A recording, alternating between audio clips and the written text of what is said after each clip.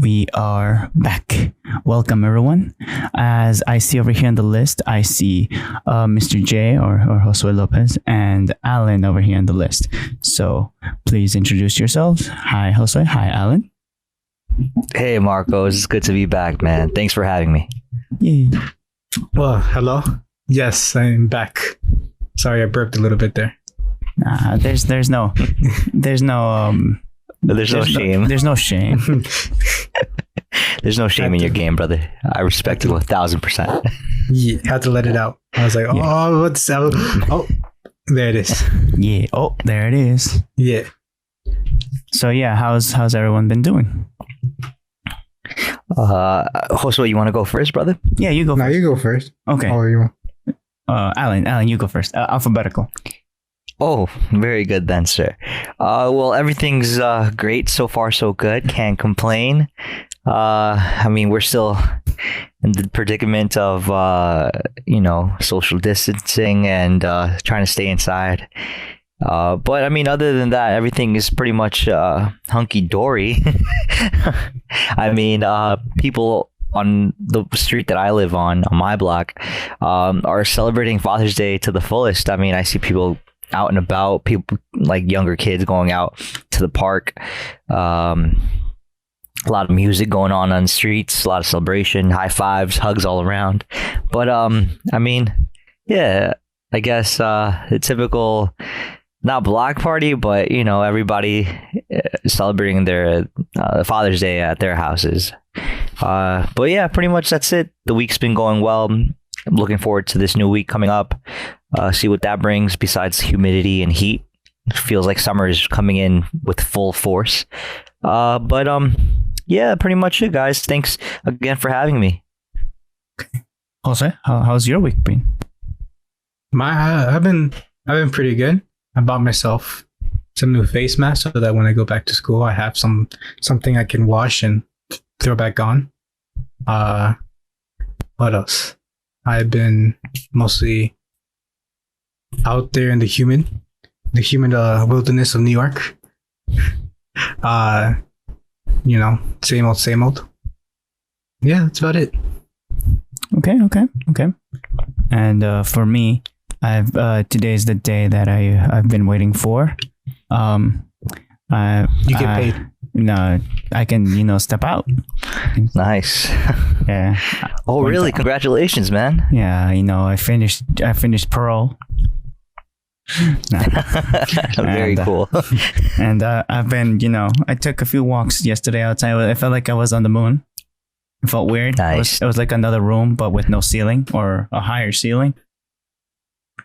Isn't that basically? It's always nice. Isn't that planet Earth just a bigger room? If you think about it, if Earth was a spaceship. I guess. I guess, right? Sure. Yeah. Why not? But yeah, I've also tried. I've also been watching the videos that Alan shared through the links. We have like a group chat. Very dope. Yes, and been educating myself with that, and I've also been. Economically speaking, we should. Yes. Scary times, man. Yes, and this shouldn't be an incentive for right now. It should be always.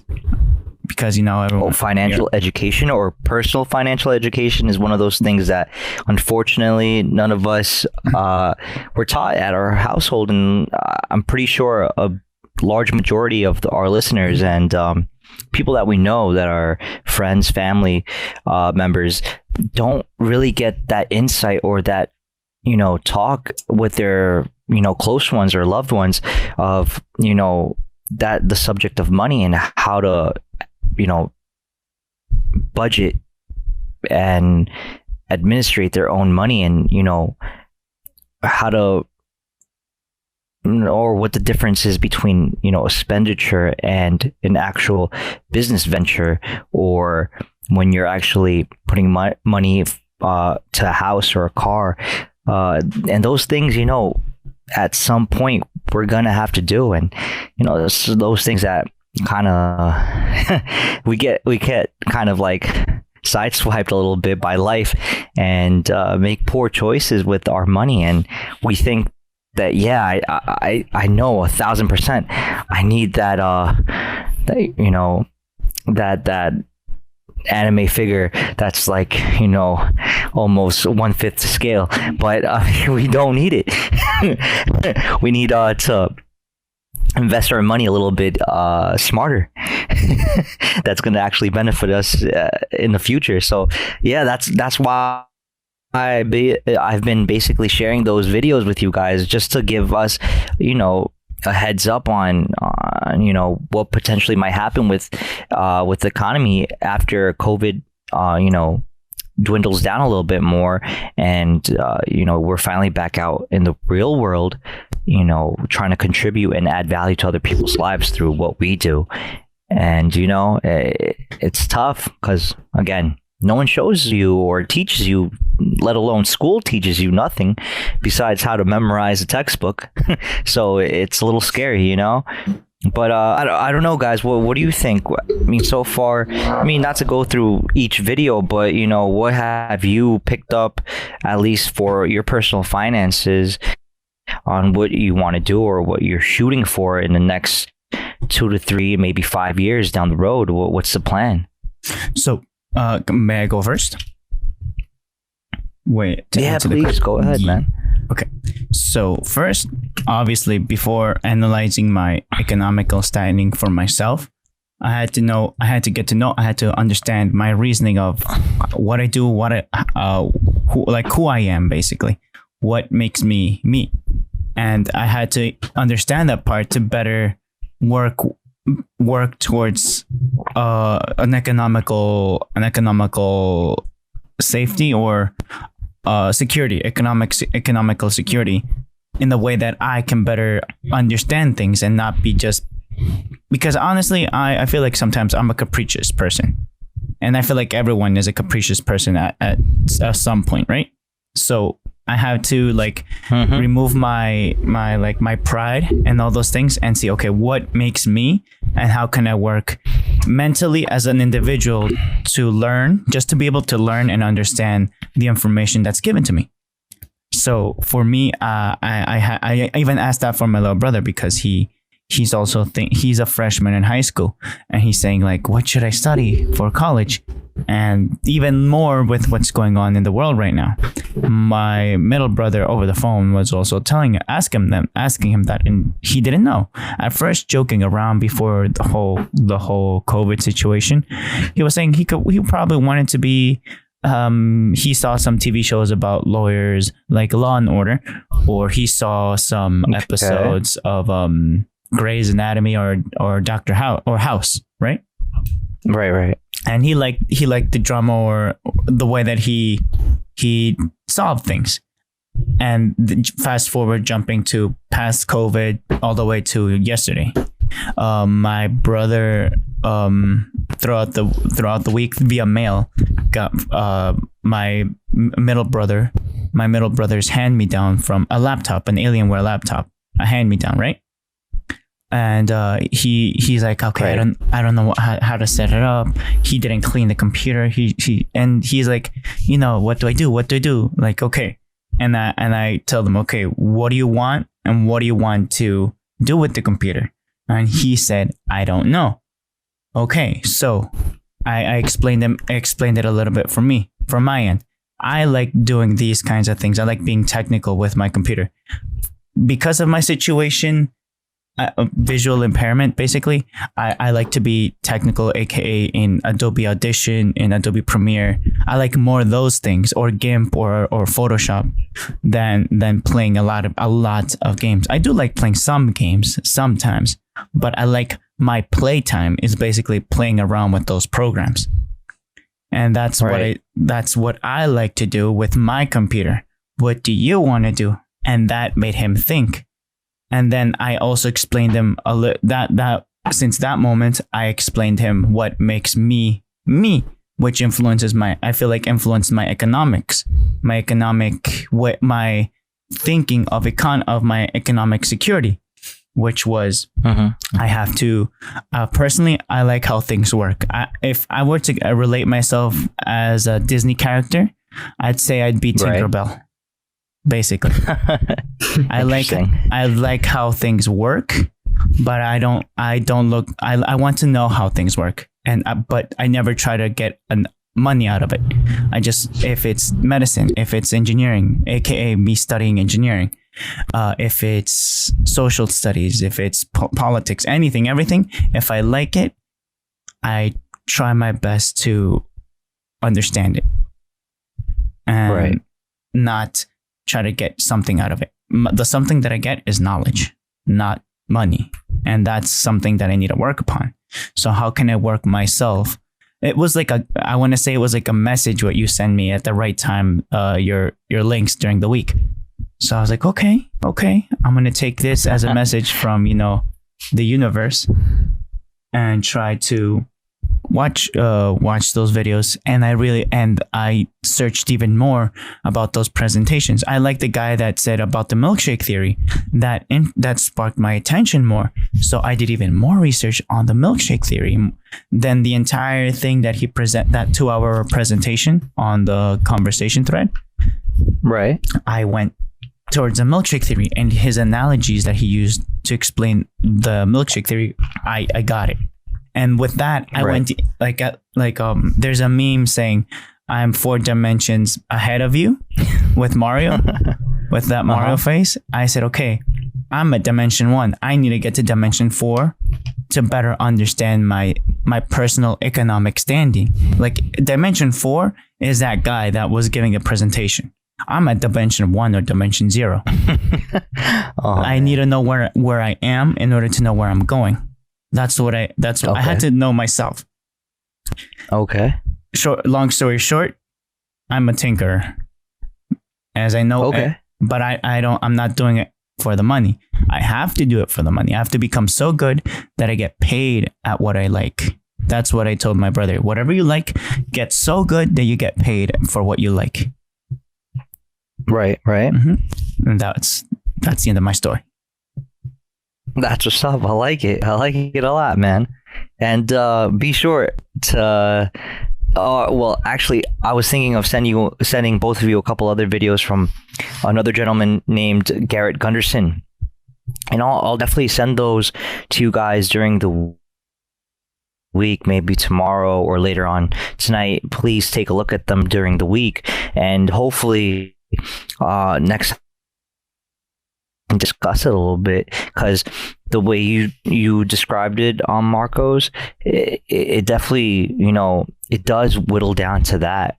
Basically, what value creation can you produce and make, and how you can monetize it, because you're not going to get paid if you're not creating value. I mean, a lot of people are of the position or thinking that take and never give. There has to be a system of give and take. You just can't do one or the other. You have to have both in harmony in order for it to actually work. I think that's, to a certain degree, to a certain point, what we all are looking for is that passive income where we do something that we truly enjoy. We do, or we are able to monetize it, and we do it in such a way that we can actually have it make money even in our sleep. So money doesn't become an issue at that point, and we can just live off the dividends and live an enjoyable, fulfilling life, and share the growth with other people. And do it that way, especially with people like our family that sometimes are kind of nearsighted or short-sighted and can't see farther than their nose. Sometimes it's like they understandably so, I guess they don't give themselves enough credit, and they don't want to. Perhaps they're just too scared to dream a little bit bigger, or think that whatever they're doing, is unattainable for whatever reason. And I mean, not everyone is in that situation. I can easily speak about Israel. Israel is doing his thing in his business, and he's doing such a great job at it. And I'm very happy for him, for his wife, and whatever future is ahead of him. But not everyone is Israel, and not everybody's in that position where they take initiative and actually go out and do it. I mean, not to to say that, you know, being your own business owner, an entrepreneur is the only way, but it's a great way. There's no issue with it, I think. Also, you know, being an entrepreneur, you know, a person that works inside a system or a company or entity that, you know, not only works for it, but actually participates in the end goal and the revenue of that set end goal, you know. But when I truly believe that when you're just a, you know, worker A or worker B, and, you know, you're basically, you know, you get the short end of the stick, that really isn't a life I would wish upon anyone, especially people that are family or friends or loved ones. But I don't know, guys, what's your take on this? I already talked. That's it, Josue. What do you think, Josue? I mean, I didn't watch the videos, so hey, no judging. Don't worry, bro. No, all the judging. That's it. No, but like, oh man, I mean, I feel like there's different ways of approaching this. There's always the way of what I've noticed, you know, being displayed out there in the internet is entrepreneurship, like you said, Alan, and I think that's cool, but for me, that's not something for me. I'm more on the side of, you know, going to college and, you know, pursuing a career like that. Well, and the reason why is not because, you know, I'm trying to be an actor, but because I'm trying to be an engineer. And obviously for that type of situation, I need the experience and the knowledge of that. You know, similar to what Marcos is, that I can't, you know, this can't be something I just you know, grab a little article online and just go from there. I have to spend, you know, some time learning, practicing theories, practicing different techniques that I can use to further show myself that I am capable of doing whatever task is given to me. So for my case, something like entrepreneurship is, to me, kind of risky. Especially the sense, I know like a lot of people that broadcast it are already successful, but I always look at the other side where, like, how many people did that same thing but didn't make it to that same place as well. And to me, you know, obviously in my case as well, that could be the same, but I feel like in my case there's less people that, you know, did the same route and lost. You know, the chance is still there, but, you know, I feel like it's a little bit less risk because, you know, in this case, I would feel like if you work hard enough, you can show either employers or companies that, you know, you're a marketable person and that you know what you're trying to do, and whatever tests they're facing, you can take it head on and give them answers in, you know, a good amount of time. Be a solution for their problem. Yeah. So, you know, for like market, I understand where, you know, these people are coming from, where, you know, it's good to have a financial background, you know, because like Alan said, not a lot of people know how money flows or how money works. And that's something that I think everybody should know. Unfortunately, they don't teach it in schools. But, you know, it's something that we should all know, but we don't, because we're not exactly like handed it to us. We're like, here's a list of things you should know, and, you know, financial knowledge is not one of them. Financial stability. Search for financial stability is not one of them. Yeah. Okay, so this is another thing that I feel like also it rings true now, but it always rings true, right? That being part of a team is as good as huffing it or hustling for yourself, right? Like in being an entrepreneur or an intrapreneur, like Alan said, using those two words. Entrepreneur, you have to hustle within a company and make yourself indispensable, I want to say. Essential. There you go. Make yourself essential within the company. Right. AKA make yourself smarter, make yourself more experienced in the system in the company that they want to keep you basically. That's the entire Right. That's the entire market or game, I want to say. Premise, yes, of working in a company. Make yourself essential. Don't make yourself be thrown away, because in those kind of companies, more or less every 2 weeks or every month, there's a report. What's not a progress report, a performance report or meeting. They say, there's, which feels a little bit like school, but that's a stability at the same time. Like, I have to make myself more essential for the company, so that they say, we're going to lower your pay. At the end of the day, in the company, it's pay, right? Also economic stability. You put in the time, you put in the effort, your knowledge, your prize is getting paid. Again, it goes back to economics, unfortunately. As an entrepreneur, you do not have that luxury. I want to consider it a luxury of stability, because trying to get into a company is a competition. It's not guaranteed. Both sides, being an entrepreneur and being a entrepreneur or work for a company, they both have their pros and cons, and they both have their benefits and their difficulties. Like, again, like working in a company, once you even get in the company, you have to make sure that the company say, why do we keep you here, or why do we keep paying you this amount? Why not pay you for less? Why not pay you for more?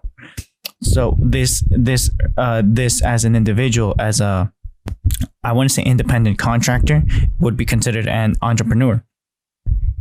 An entrepreneur. I normally, I don't know if I told Alan before I had my surgery and all those things a year ago. It's a year. On the 19th, I had my surgery, basically, my eye surgery. I was working as a voice. I'm not a voice actor, but voice, like what we're doing right now. As what's the word? Like my voice was a voice. Yeah, I want to say a voiceover, yeah. But I was doing it for Spanish classes, for a German class in Europe. So I was working online at home. And they were saying, okay, could you read these lines, record them, what I know what to do, and learned what to do as a hobby, ironically, and get paid for it, aka make yourself so good that you get paid for what you like. That experience, life experience, applied for me telling my brother, which brought economic stability. And now recently, through the same website that I do that independent contracting or entrepreneurship, they were giving webinars or seminars online. And there were three things that I learned from them that I feel applies to being an entrepreneur and an intrapreneur. Working in a company and working outside, so that people contract you get that job. Number one is, do not, as an entrepreneur, as an individual, never ever sell yourself short. Okay, you're worth it. Remember that saying in Spanish that you're the tall drink in the desert. Have you heard that saying? You're the direct translation last is Coca-Cola in the desert. That's what I was gonna say. That you're the last Coke can in the desert. That's the direct analogy or translation for it. But that's what they're saying as an entrepreneur. Never, ever, ever sell yourself short. Because if you sell yourself short, that means that you are cheap. The quality is not there. Contractors can say, why am I getting this for cheap if I can get this somewhere else that guarantee me a certain quality? And that's what that's one. The other one, and I feel that would apply and working in a company with the monthly reports. And another thing is that when you're selling yourself, always in your presentation, let's say, give 20 benefits of why you are worth it. You are worth it. What are you going to produce to the contractor that they need? You have it, they need it. They need it, you have it. And what else? And never the pricing. If you see competition selling their work hours $30 an hour, you sell it at 90. That gives them guarantee of quality, independence, and they can trust you. Independence and responsibility. And that's it. And Very cool, that very applies for cool, both, sir. into entrepreneur and entrepreneur. No, definitely.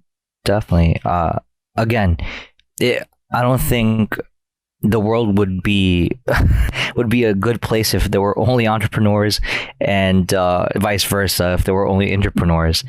There has to be a balance in order for this harmony thing to work out. Where it's like, yeah, to Josue's point, yeah, not everybody's going to be an entrepreneur, and that's definitely that's how it should be. You're going to have to specialize in something in order for something to get done.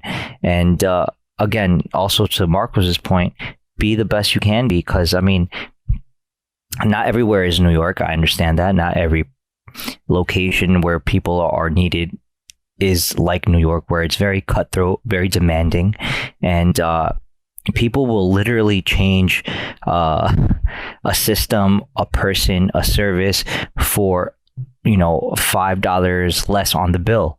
But because, you know, we live in I guess, in a consumer-based country, it just goes that way. I mean, what can I get for, you know, less? But obviously, when you come into services that are a little bit more specific to certain things, again, an engineer, a doctor, a lawyer, yeah, you know, you don't want to spend $5 and think, oh yeah, that lawyer is going to definitely hold it down when I'm in court.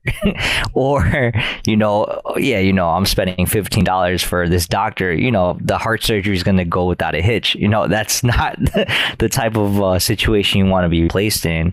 Or, you know, an engineer, whatever type of engineering position you're in, you know, you're paying top dollar because you're going into the situation thinking, well, I'm paying top dollars because this person is highly educated, highly specialized, and he or she will do, you know, an incredible, amazing job that needs to get done now. So obviously, those are the entrepreneur type of situations where, yeah, you're highly specialized and you're going to get paid accordingly. I mean, again, the reason I like the entrepreneur side of the way of thinking of certain things is because me personally, I don't like working for other people. I've learned this through the 31 years I've been living and the 20 odd years I've been working in different places, different locations with different people. It just dawned on me, and it came to my mind that I don't like working for other people. As far as, you know, having a boss tell me what to do, I much rather, you know, have a list of clientele that I can talk to and discuss plans that need to get done and do them. And I set my own time, I set my own boundaries, and the quality that I give, I know that I can give the best quality, attention to detail, and not worry about someone telling me, oh, well, you know, that's a crappy job. And if they don't like the job, the best thing about it, of being an entrepreneur, is that, all right, well, pay me for my work, and, you know, this will be the last time I work for you or with you at that point. So that where I was working, you know, as a comparison, you know, if that person that is your manager or your boss tells you, well, I don't like you, I don't like your work, or X or Y or Z, but that person isn't really helping you in anything or giving you any direction, or let alone busting their hump like you are, but, you know, they're very, you know, asinine about going about describing your work or your work ethic, or how they don't like you or your work. It's pretty, you know, frustrating and just, you know, unwanted, not even a positive critique. It's so what what Alan was saying is that the world is a big place and there's a lot of variety. And yeah. Mm-hmm. Yeah, definitely. Sorry again for cutting off, guys, but I mean, just to sum up what I was saying earlier, yeah, no, we live in a world where this whole dichotomy or, harmony of, some people are meant to be entrepreneurs, and there's nothing wrong with that. Like, there's people that are meant to be entrepreneurs, and there's nothing wrong with that either. You need both in order for this whole thing to actually work. So I don't see any, I guess, negative connotations to it. It just means that you go about it a different way. I think when it really boils down to it is honestly your personal finance, your literacy, your financial literacy, and how you're going to go about the whole situation. If you're actually, going to be hurting for money when a pandemic hits or not. It really depends on how good are you with your money. Again, it's a very big difference when you go to work because you need to, opposed to you want to. It's one of those things that not everybody has the luxury to do. And there's other people that, get to pick where they want to work. I can remotely work from my computer from halfway around the world, and which is very cool. And I guess a lot of people, wish they had that type of that leeway, that flexibility, but not everybody does. And again, it's not an epiphany that just came about in my mind, or it's not something that I thought of myself. It's something that, I've been working on for a while. And like I was saying before it cut off, I have multiple, savings accounts and checkings accounts. Like I do have stocks, ETFs, and bonds that I have invested money in it, and actual physical assets that I can liquidate and sell off if need be to get cash. But again, it's not something that just poof, I got overnight. It was something that I worked towards in order for myself to be a little bit more financially independent. But again, no one really teaches you this, let alone or in school or even at home. So it becomes difficult when that happens, and you drive a bigger gap in that, literacy when, you take on different types of responsibilities that perhaps you're not financially ready for it, but you're emotionally ready for, right? Say like a wife, a kid.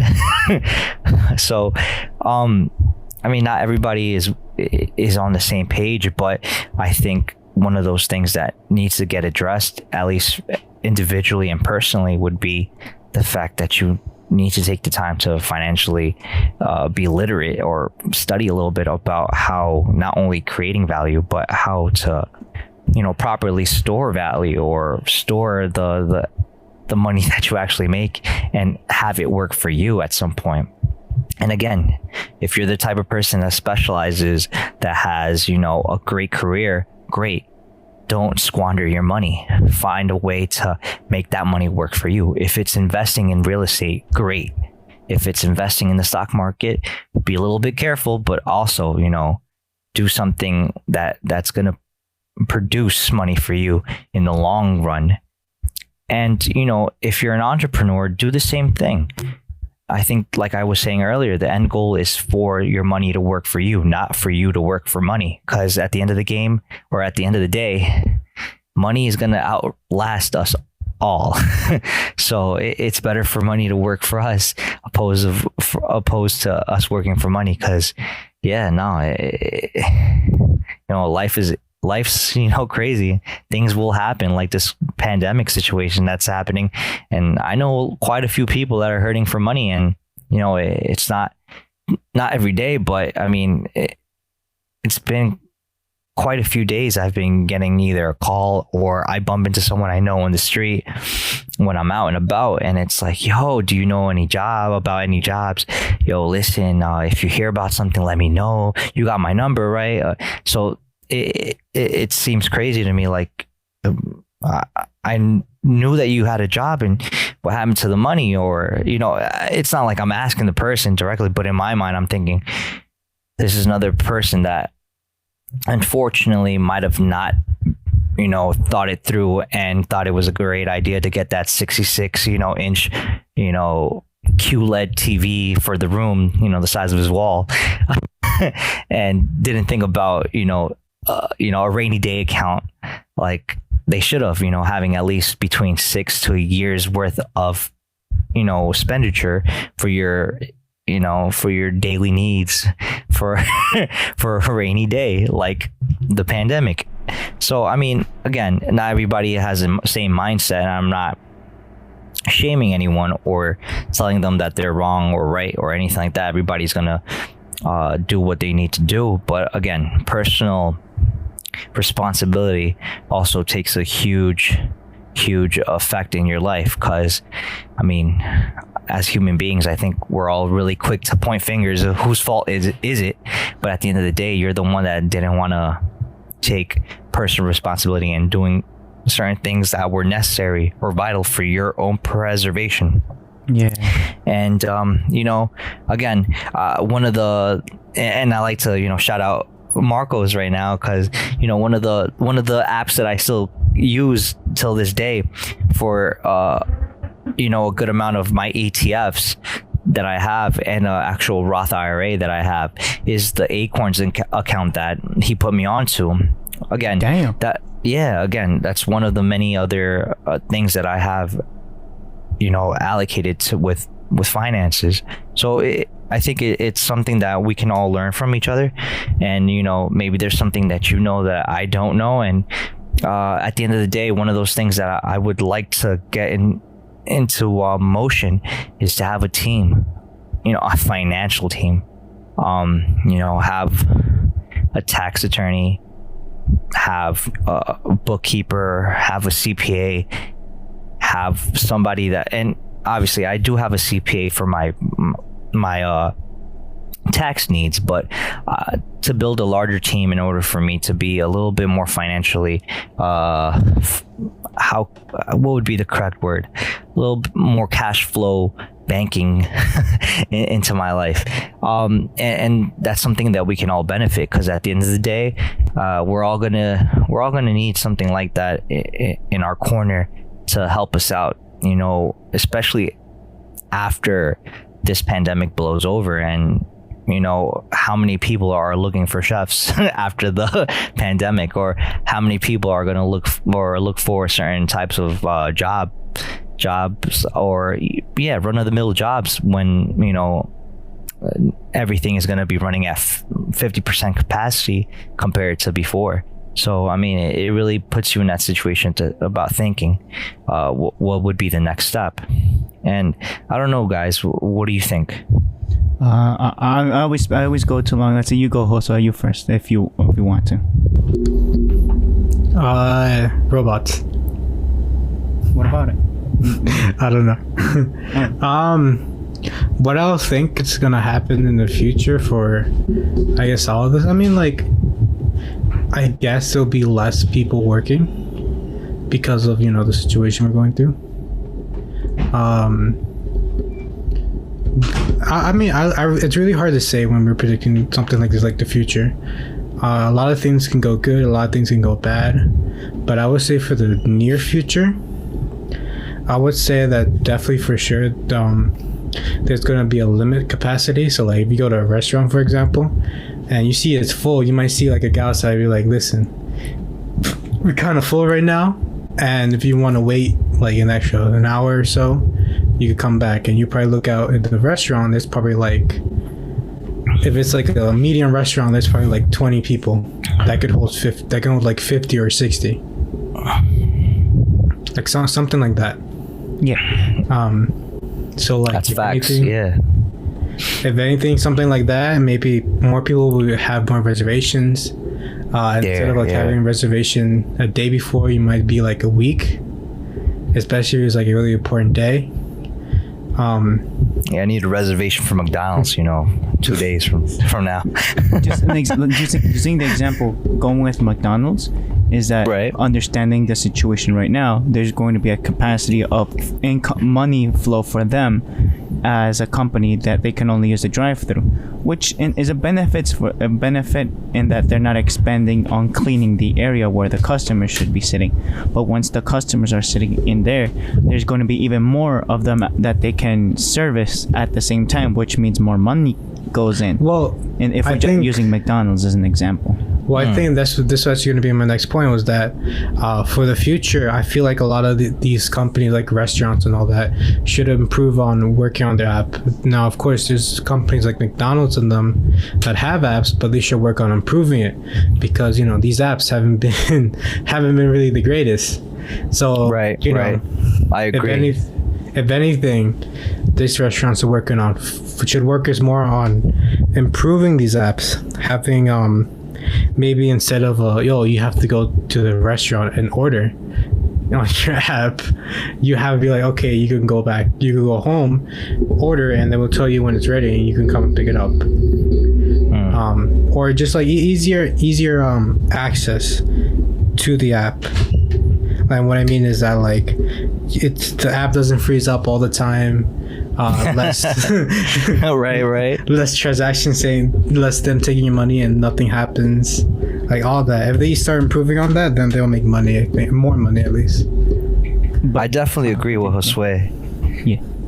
But then I feel like that's a realistic. Those are like growing Point of pains, view? though, for a company.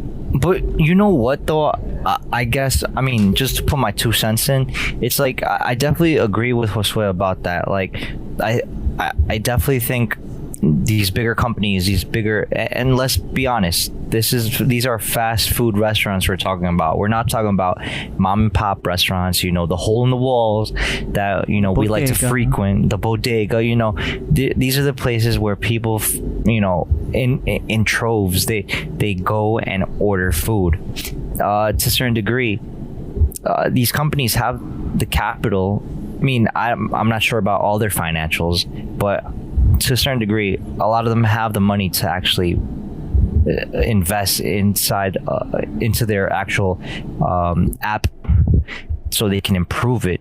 Not all of them do, and some of them allocate their money to other services before they'll even touch their resources. their apps, their resources, right? So it's like they'll have an app, and they probably made it like maybe 5 years ago, and they haven't even touched it since then. So you can see the bugs. Clearly, you can see the bugs in it. But you'll have other third party. Life and technology, right there. Right, They're both, right. Combined. They're symbiotic now. Right, but again, opposed to like a comparison, we'll have Uber Eats, or you'll have like a Grubhub or Seamless, which is a much cleaner interface, a much more user friendly interface, UI, and you'll think, I much rather use this platform opposed to the Burger King one, as an example. But at the end of the day, what are you doing? You're still buying BK service. from BK, whether it be the BK app, the original one, or the proprietary app, or a third-party app. At the end of the day, you're still buying that company's food or service. It doesn't make a bit of difference. So they're not losing much money. Yeah, they're not going to have people inside their actual establishment. But I mean, when you have a drive-through, or you have a pickup at the door, or a drop-off or delivery, that makes sense. But I think the bigger issue here are the restaurants that are like the mom and pop shops, that they don't have an app. They don't even have the financial backing or infrastructure to even start thinking about an app. They can't even create one. They're the most they know. It's probably how to use, third-party apps to make a send a text message, like a WhatsApp or a Line. So they probably are in that bind where they don't have the resources to do that. So I mean, it's pretty hard hitting for them in the position they're placed in, because it would be nice for them to create an app. I would be more than happy to buy from them, but at the moment, it's like, if I have to go on Google Maps and look for places that do takeout or delivery, and I call, and when I call, I'm like, do you do deliveries? They're like, no delivery. Do you do takeout? Yeah, we do takeout. All right, so can I place order? Yeah, sure. Can I order lunch? No, we're only doing dinner. So I mean, it's pretty difficult, and not everybody, again, I mean, not to be pessimistic, but a lot of companies close their doors, you're not going to be able to open them up back after COVID is gone. And that's just an unfortunate truth. I think the people that are sitting smart are the people that before COVID innovated and at least got something on the got their app. feet wet, more or less. Basically. But not everyone thought, had the foresight to do that or thought it through. Whether it be, I didn't have the money, or I don't know what to do, or they were just lazy. That was probably the defining situation. Factors, yeah, those are the defining factors that, either made or break your business. And it's crazy. Not every business is built the same. And again, I mean, who are we to say that, the bodega down the street isn't going to close down for good, or it's going to thrive and it's going to suck up all the liquidity from other places that closed down, but they kept it open regardless of the situation. So again, everybody runs their business differently, and life is random, unfortunately. Well, I mean, random for the people that like to randomize things, but I mean, if you have a solid plan. What I'm trying to say, life is unforgiving. Sorry, life is unforgiving. Oh yeah. And it's not going to be merciful towards you. Right. I mean, you're absolutely right, and that's one of the unfortunate things. But when things, if you're the type of person, right? If you're the type of person where you're the type of thinking where it's like, when life gives you lemons, make lemonade, then more likely you'll be able to figure out a solution instead of just seeing a problem in front of you. But not everybody has it. Yeah. Or blaming someone, right? Yeah. Which a lot of people tend to do because they don't like taking personal responsibility. But again, just I'm switching up a little bit the convo because it's been very economic heavy. And technology. I feel like it's technology. Yeah, you're right. Because there's one more thing that I wanted to switch up that I feel like influences economy is the way the people interact with each other. I shared the link in the group conversation. Right. Called a guy wrote a book called Tribes.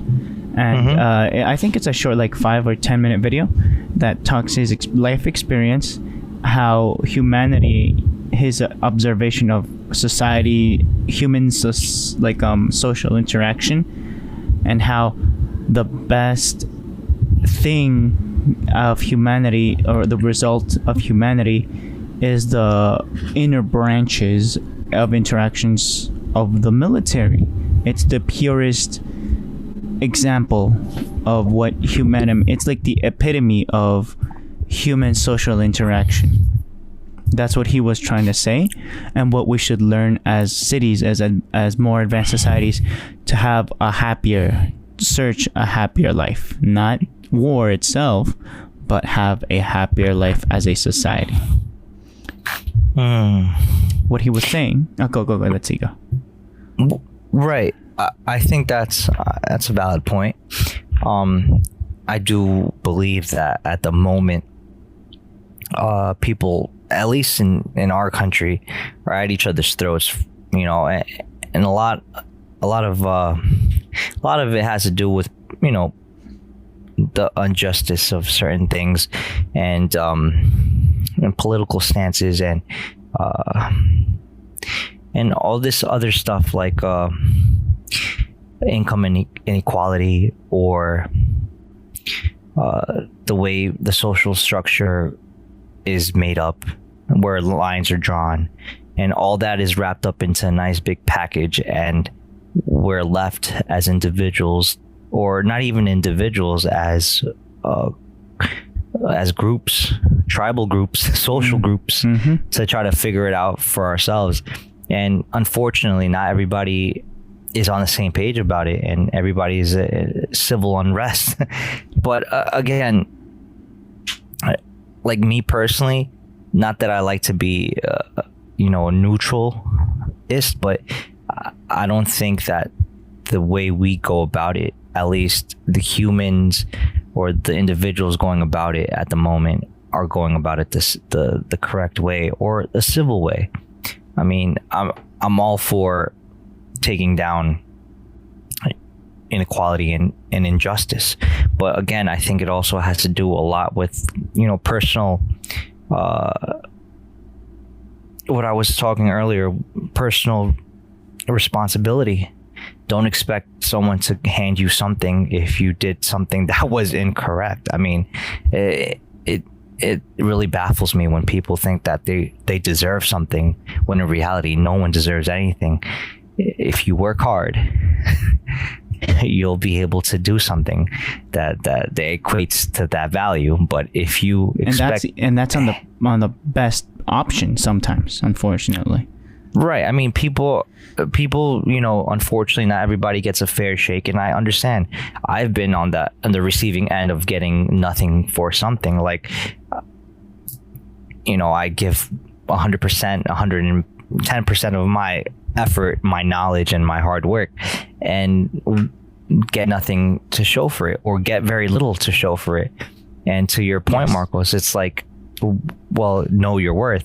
Yeah, I know my worth, and that's why I'm not where I am right now, or where I was working. So those are the things that you come to realize.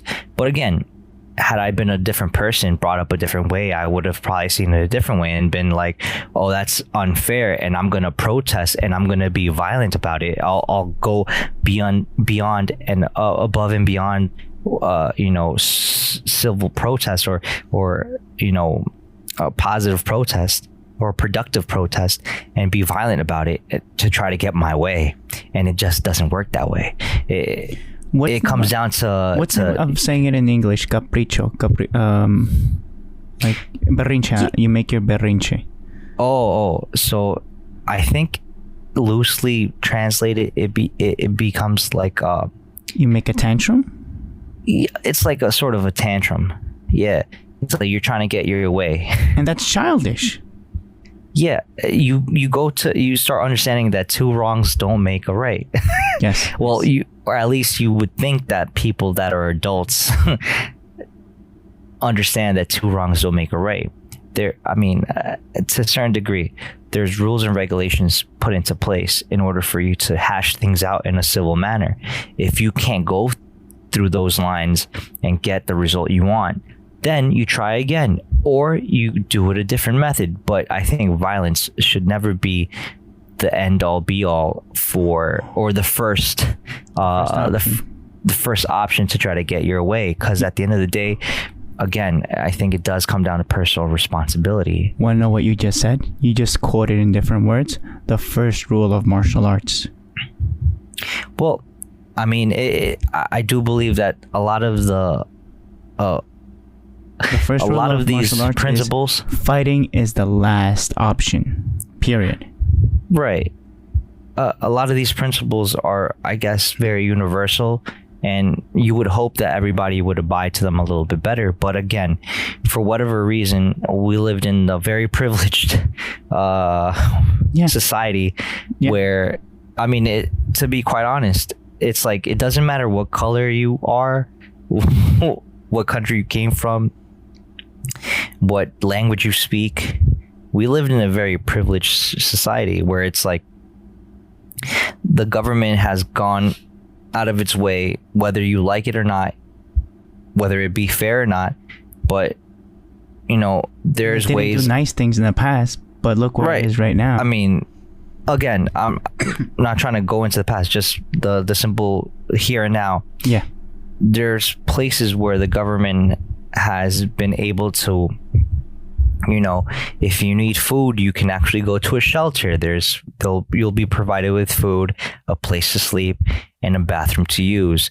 I mean, never in the history of this country or any other country has there been such a system. But again, people don't like to see that. They like to see the ugly, the nasty, the unrest before they see the ways, whether it be the government, whether it be federal or state or even county or local government, they want to see their mistakes before they acknowledge the good that's done. And partly it has to do probably with that, I deserve this type of treatment. We all deserve great things. Again, we're not all going to get them, because at the end of the day, what did you do to earn such things? Again, I'm not against human, inequality, or like everybody has rights. Everybody has civil rights. But I think we also need to understand that there's a fine line between, Bill Gates has a lot of money, I'm going to take his money because I deserve his money. Like that, that's totally hustle. That's what that's totally wrong. Why would you go about situation that way?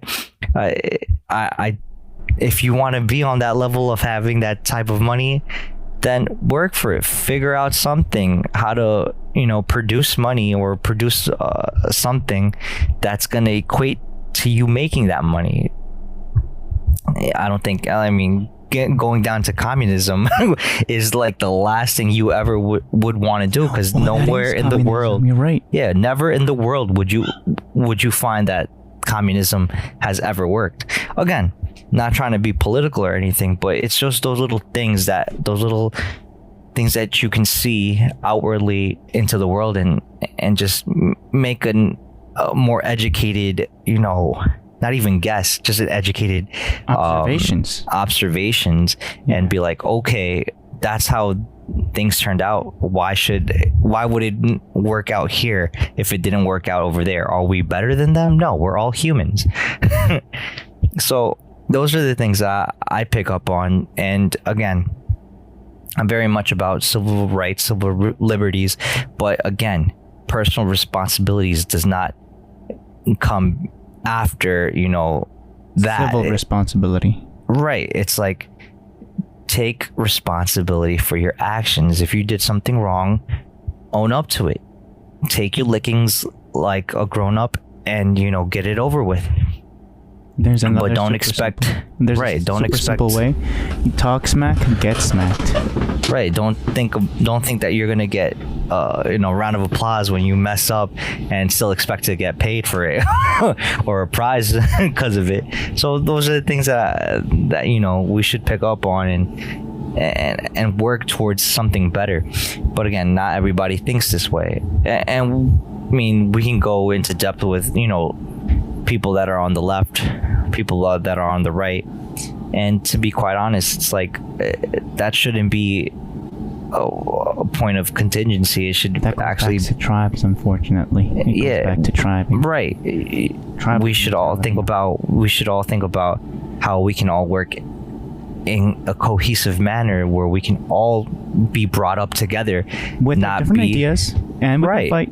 But we cannot. I think we can discuss. Disagree, discuss. But I think fighting is the last thing. I didn't mean like physical fighting. No, I meant we disagree in ideas, and that pushes us to be better, to explain better ideas. Right, and this is the reason why we have the freedom of speech, because when the government was being brought about in the United States in its infancy, freedom of speech was, if I disagree with you, I disagree with you, and if we're gonna have a verbal conversation or a verbal assault each other, we're gonna do it with no holds bar, and that's great. Nowadays it's like no one can basically disagree with another person, because now you're hurting that person. You start you're racist. You're right. You're infringing upon somebody's liberties. It's like, no, I'm just disagreeing with you. It's not that I'm hurting you. You're not being hurt. Relax. I just disagree with you. But again, people don't know how to differentiate these situations, unfortunately, and it becomes a big issue. And I scratch my head sometimes, because I'm pretty sure there's like people around the world looking at the United States acting this way, and it's like, what are they doing? Childish, yeah. It's dumb. Yeah, it's like, what did they smoke? What did they drink that's got them, crazy? But again, hopefully, like everything else, everybody's individual, everybody's different, and hopefully we all don't become a huge meme for the world to 2020 has become a meme. It's entire crazy, year, man. Up until It's crazy. But I mean, you would hope that individually, when you talk to someone or you have a personal relationship with someone, they don't basically make you out to be or generalize who you are because you come from a certain place. And I mean, and just as a quick example, when I went to Japan, a lot when we went to the Samurai Museum, Edgar and I, the person that's giving the little tour and talk about the Samurai Museum and all the samurai sword, the presentation, and all the presentation, the spiel about the Samurai Museum, was asking around the room like, oh, where are you from, and everybody tells them, and there was a couple of Americans there, and they ask, oh, so where are you from, and it's like, oh, they say, I'm from America. Like, oh yeah. And way to narrow that down. Inside America, you're like, I'm American. No, yeah, okay. You tribalize yourself. Yeah, it's like, no, well, not even tribalize. It's like you generalize, where it's like, okay, America's pretty darn big. What do you mean America?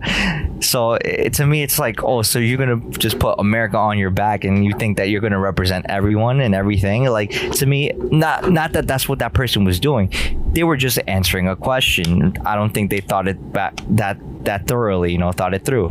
But in my personal response to the person that was asking, oh, my brother and I are from New York, it's a little bit more, to the point. We're from America, but America is such a huge place, and not everyone in America is the same.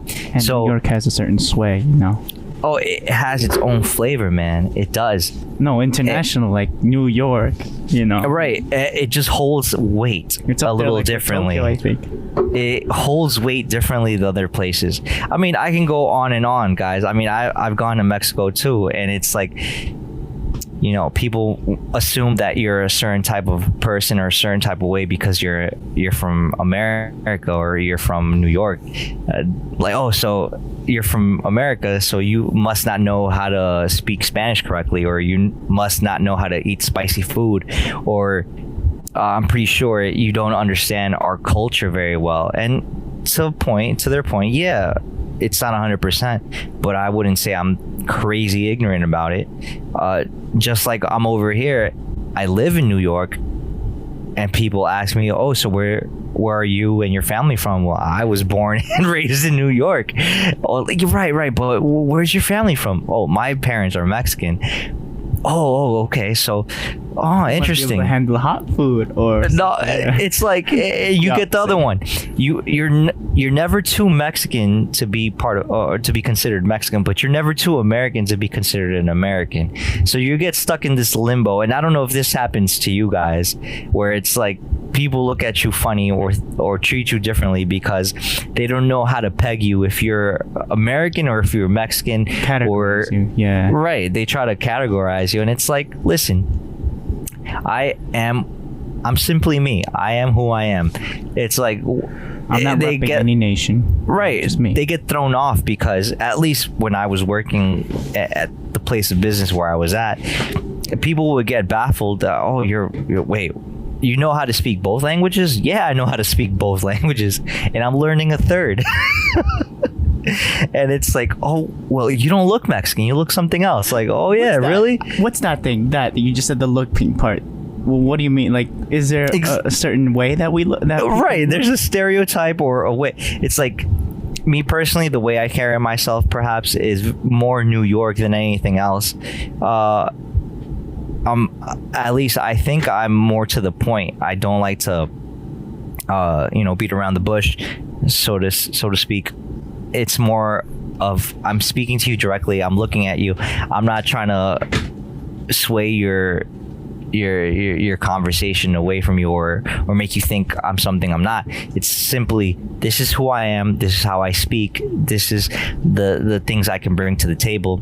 So a lot of people enjoy it. A lot of people get taken aback because they don't expect it from a first generation Mexican, born and raised in New York. But again, I don't take it negatively. It just goes to show that everyone's different, and everyone should person basis, right, and you should be taken seriously regardless of who you are, where you come from, because everybody's different. Again, I'm pretty sure when you or Josue are speaking to people, they get taken aback because they find you interesting or intellectually, very brilliant. I'm pretty sure on my end. First, they say I don't look Mexican. Period. Okay, right. I get the same thing. What about you, Josue? I've never actually been called like, oh, I've never said, oh, you look this, you look that. I've never actually really been getting into that. But like something that I would like to address as well is that, what you guys been talking about what's going on and stuff. And, like Alan said, violence is never the answer. But something also Marcos brought up is that violence or fighting should be the last thing that should happen. And again, what Alan said is that when you do something wrong, you should face the punishment for it. And I feel like that's completely true. But when an officer or anyone decides to go beyond that and try to do something that isn't in line of their duty, is when you should start protesting, rioting, whatever. Well, I think protesting, rioting, I don't think that should be an option is the either. violent part. Protesting. Well, right. Here's a thing, and a lot of people have missed this, is that these protests haven't been, recently been going on. They've been going on for years. And for example, Kaepernick was removed from his position because he took a knee to the national anthem, and that was a form of protest. Protesters now are being tear gassed and even shot because they're out there protesting, and then unfortunately the news media is portraying them as people that are throwing stuff, killing cops, when in reality cops have been killing these people since the very beginning. What beginning? Well, of history. You think that, for example, George Floyd, he's not the first one. But statistically, Josue, statistically in the United States, it's been shown that white people have been killed more often than black people by police officers. I mean, that should be the case, because there is how many people in this country? There's more white people in this country. Yeah. But unfortunately there isn't. But unfortunately that statistic isn't exactly the truth. How if you go to a prison right now, how many white people would you see? There's a difference between of how many are in prison, imprisoned, and how many are being murdered in general. Like the imprisonment are the people they caught and they're getting their just desserts, right? And there's a difference between them being taken out because they're too violent in the process of being captured. An example, historically, Bonnie and Clyde, or what's the other one that I get what you're talking about, but like I feel like when we say that these protests, even these riots, are uncalled for, honestly, I feel like these are called for. Unfortunately, that they had to reach to these positions, but this is their last thing. Not really. Their last thing is voting. Voting is the last thing, not violence. But look where they have gone to. Yeah, because they don't know. But here's the thing: because of these protests, because of these things, people are now acting. Or they forget. Well, I think that it's become a perfect storm with the protest. I think because people have been stuck in their houses for about 3 months or so, they're using anything as an excuse to get out.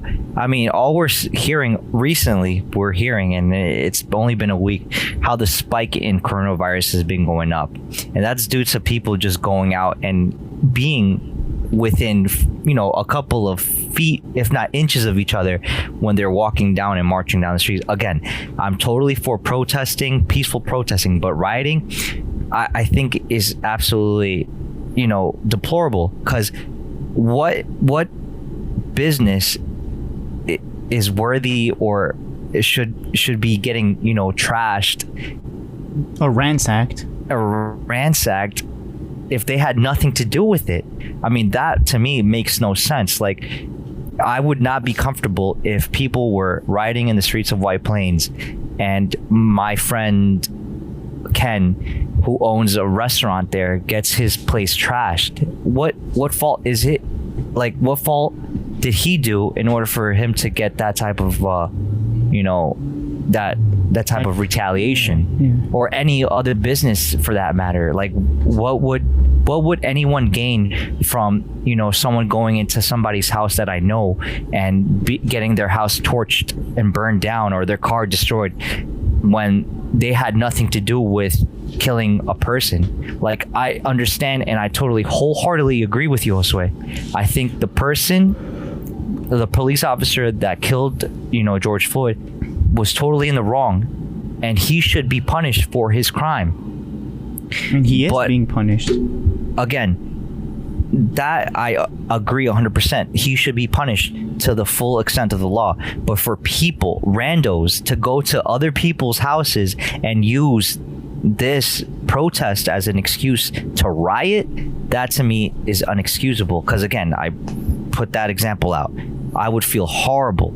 I have another example once you're done. It would be horrible for someone's house, place of business, their property, and maybe even their lives be taken as an excuse, through rioting, as an excuse of a protest. Like, that to me is uncalled for. Again, I can only imagine, what if, God forbid, one of our parents were out and about and a riot happened because they were so-called protesting, And again, I told Josue, he saw the video. There was a protest over here by where I live. Again, but that's a protest. That's not a riot. Oh, okay, yeah. When I'm talking about... So what I mean by rioting, I don't mean like trashing the stores, actually. But that's rioting. But that is rioting. But if you're saying it's protest, then I totally understand and I agree with you. But I think, words do mean something, and they do convey a certain connotation. So again, I think we need to be careful with how we express ourselves and understand that what's the difference between rioting and protesting. Because I mean, I don't want to be perceived, and I don't want any of us to be perceived as ignorant people. And that, I mean, yeah, we're talking amongst ourselves, but understand that this is a podcast, and we're gonna be people are going to listen to it. Yeah, they're going to listen to it, and they're going to be like, do they not know what the difference between rioting and protesting it are? So that's the only reason I'm saying what I'm saying, because I understand, wholeheartedly agree, the officer should be punished. About Kaepernick, I mean, listen, whatever the NFL, he signed on a dotted line a contract. Whatever his personal issue with the government is, that's his personal issue. They should hash that out. And I'm pretty sure they did. Did he get suspended? Yeah. Did he take a pay cut? Most likely. At the end of the day, I think as human beings, as United States citizens, I think we put ourselves on a pedestal. We think we deserve everything. We like to reap the benefits of the United States. But when it doesn't hash out, it doesn't pan out for us, we want to do something to get them back, like get someone back. And it's like, it's uncalled for. Like a tantrum. Right. It's like, again, let's put an example. All right. And before I even give this example, I do want Josue to finish up his thought, and I want Marcos also to explain his example. But so go ahead, guys, and then I'll tell you, what I wanted to share. Yeah. Again, as I was saying, as bringing back Kaepernick, he was just, like I said, protesting. I understand that he signed a dotted line, but he wasn't bad mouthing anyone. He wasn't, offending anyone. He was just protesting, literally taking a knee. It doesn't, I feel like it shouldn't deserve to be punished. The only reason why he was punished was because people felt like that was offending the national anthem, and I feel like that's just something uncalled for, something that shouldn't be punished. And like you said, it's a freedom of speech. I understand that he's a player and he's put up on this platform since he is being viewed by millions. But and he's getting paid for it. Yeah. It's a market. And he's not getting paid like $5. He's getting paid millions. No, yeah, but he's taking that risk and is showing that something is going on and it should be changed or stopped. Oh, yeah. No, definitely. No, I totally agree with you. Again, the litigation between him and signing on a dotted line and having a contract, politics in between, that politics, it does mean. Again, let me just ask a quick question before you finish your statement, Josue. What did the national anthem ever do to Mr. Kaepernick? What did it do? Yeah, like how did it offend Kaepernick? Because this country is not doing what it's supposed to do. It's not exactly protecting their citizens when, people like of color are being killed like that. I mean, I could say the same thing about every other nation. I mean, people aren't riding on the streets in their countries, or let alone this country, for other countries. No, citizens. But what I'm trying to say is that if it's okay to punish a protest like that, then what else do you have? What do you mean? I totally get it. No, I totally get what you're saying. But again, I think, me personally, and this isn't, I'm pretty sure everybody's going to have a different point of view about this. If you're getting paid to do something, at least a contract, and you're playing a professional sport, I think you should leave everything, all your personal issues out, like at the door, and then outside of what you're doing or being, outside your sport, you should be more vocal about it. But being vocal about it during the profession that you work in this case, sports, where there's going to be consequences. Right. I think you should not mix those two issues together, because then you're making the sport into a political platform, which it's not. Again, he has the total right to do what he needs to do, but I think also, to Marco's point, to your point, there is consequences that need to be dealt with. He didn't get arrested, he didn't get shot at, he didn't get killed. They did what they needed to do. No action goes unpunished, period. Right. He had to pay his dues. He took a pay cut, and he probably got suspended for a couple of games. I mean, again, I think it was an even trade. To do something and only be praised? No, you're also, if nothing is told to you when you do something, that means you're doing something right. But when you do I get what you're saying. No, yeah, I understand. I understand what you're saying. Yeah, but when you have punishment like this, he wasn't just suspended; he was kicked out of the NFL. Yeah. But if another person did this of a different color, that would have been just suspension or just a week off without pay. But we don't have that example. Of course, yeah. Yeah, we do. Yeah, we do. Well, who was a football player that had dogs fighting each other?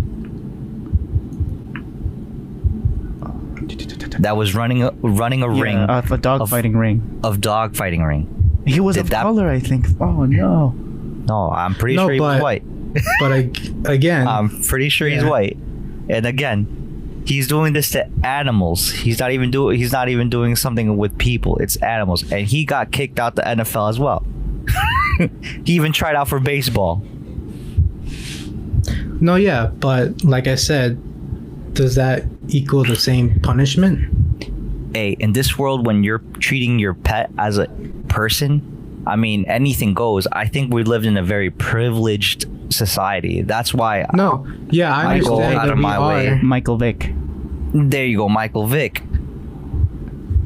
And understand we do. I'm not saying we don't. I clearly see it that we do live in a privileged, and again, country. To your point, I think what they did to Kaepernick was, also a very despicable thing, because he was just using his right to voice his opinion by taking a knee.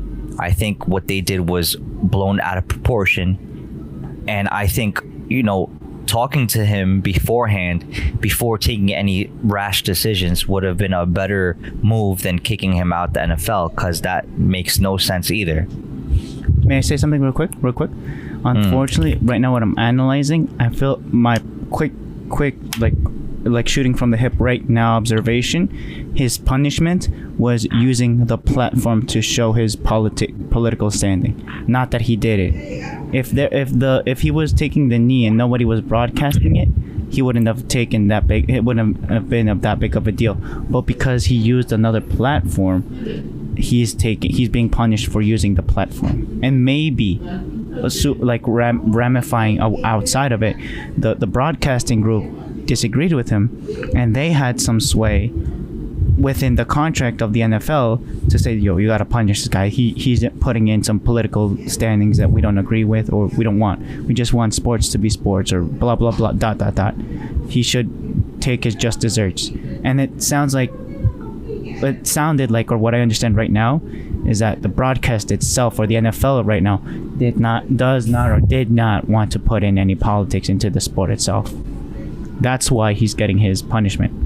It's not that it was good or bad, it's that he even did it at all. It's not if you should do it, it's not if you can do it, it's if you should do it at the end of the day. For that situation. But I think there's a key thing what you said that we agree with. Yeah. It's pretty obvious that they didn't agree with what he's done. But, I digress.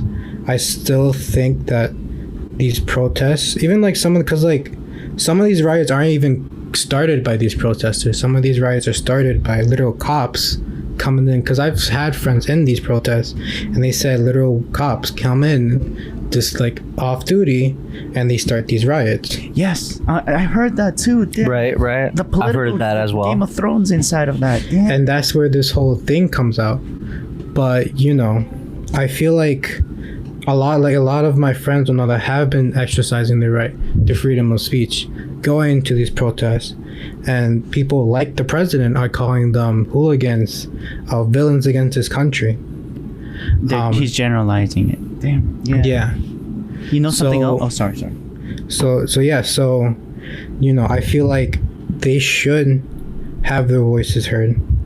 And or something else as well is that remember the other podcast that I told you that I like to listen to from Seattle? Yeah. He's been working with political parties back in the day for a while. And what he's been getting word in the wind is that even special forces are going in within this right to take out political parties that are from outside the country that are also instigating this.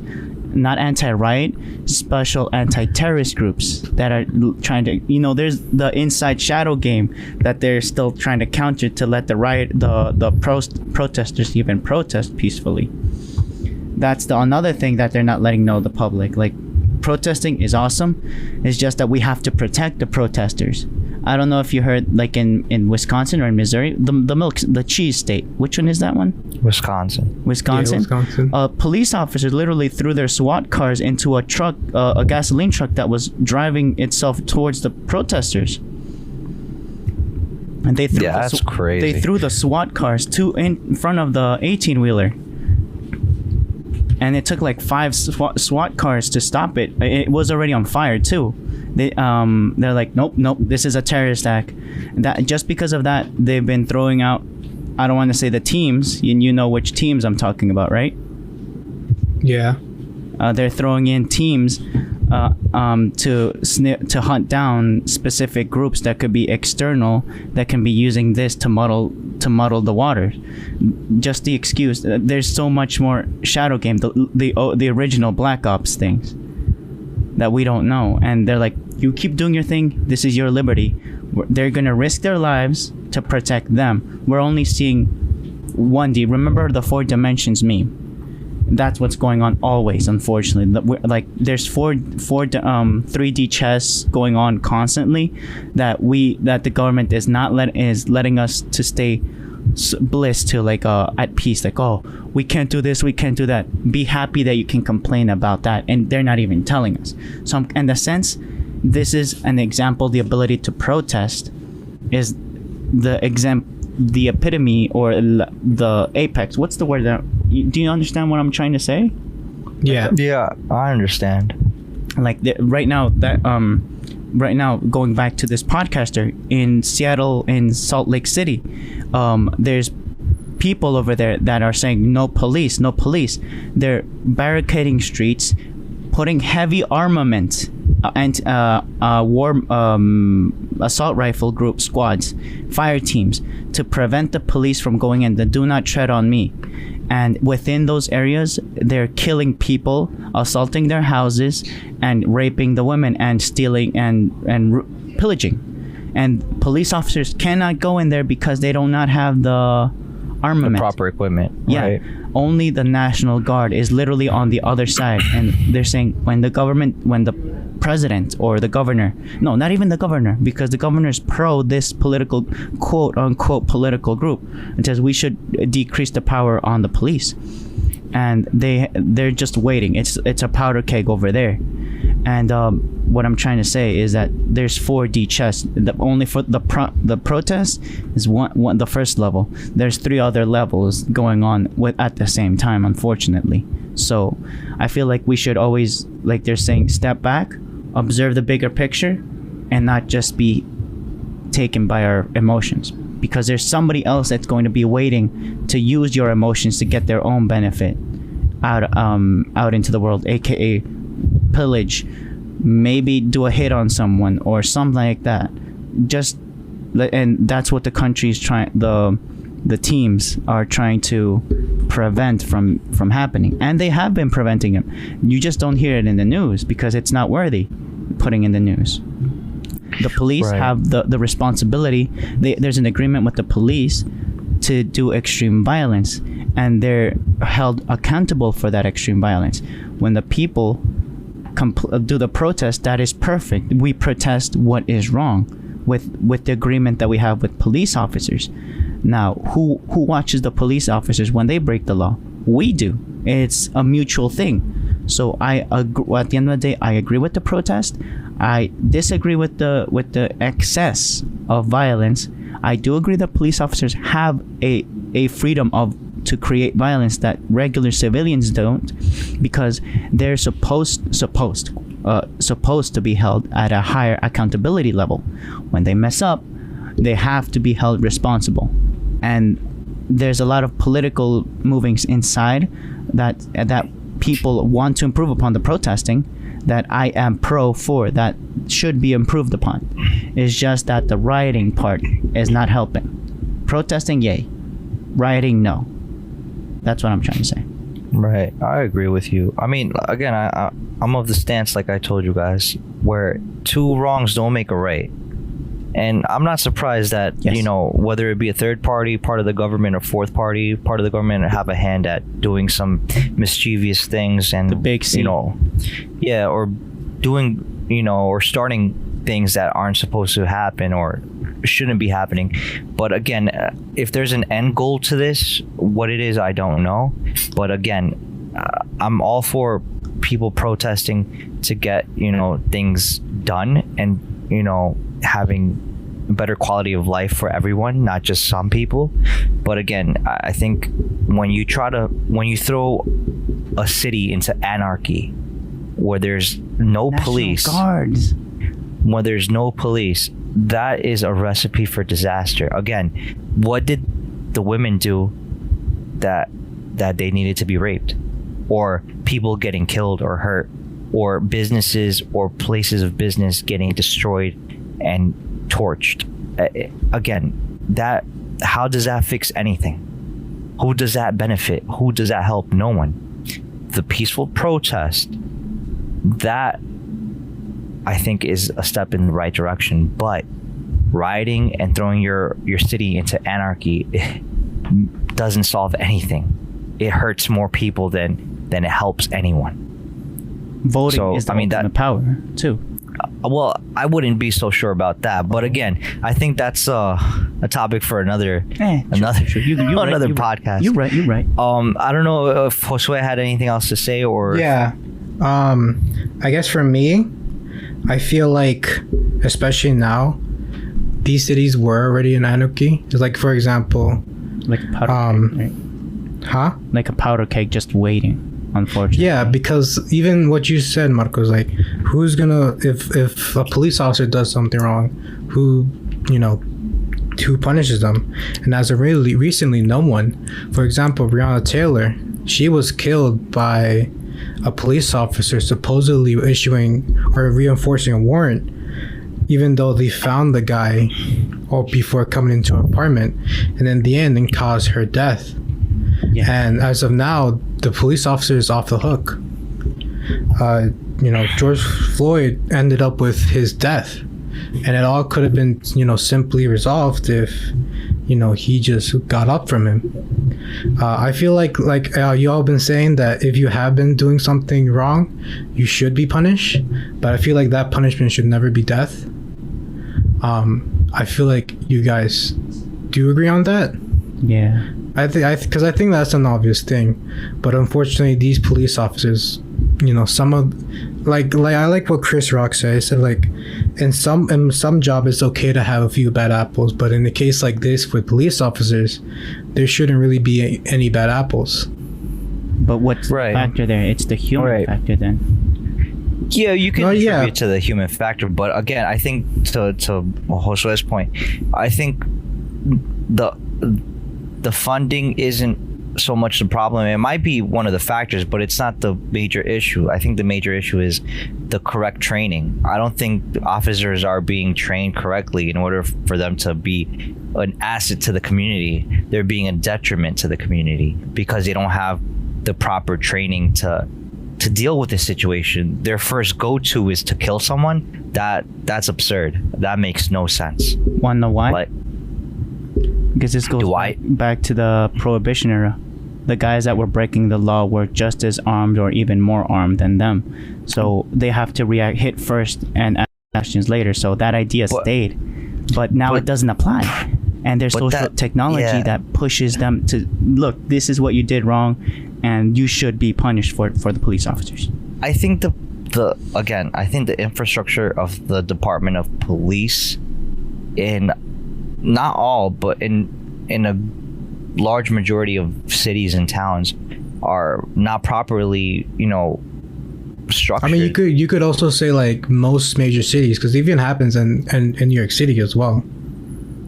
And again, I said larger. Like I said, a majority of the cities. How about metropolis? The majority of the cities are, again, you're asking of a person to hit home runs 100% of the time. No. To keep an eye out on it. Like, just say on a city block can run, or could be a large area to cover by one or two police officers.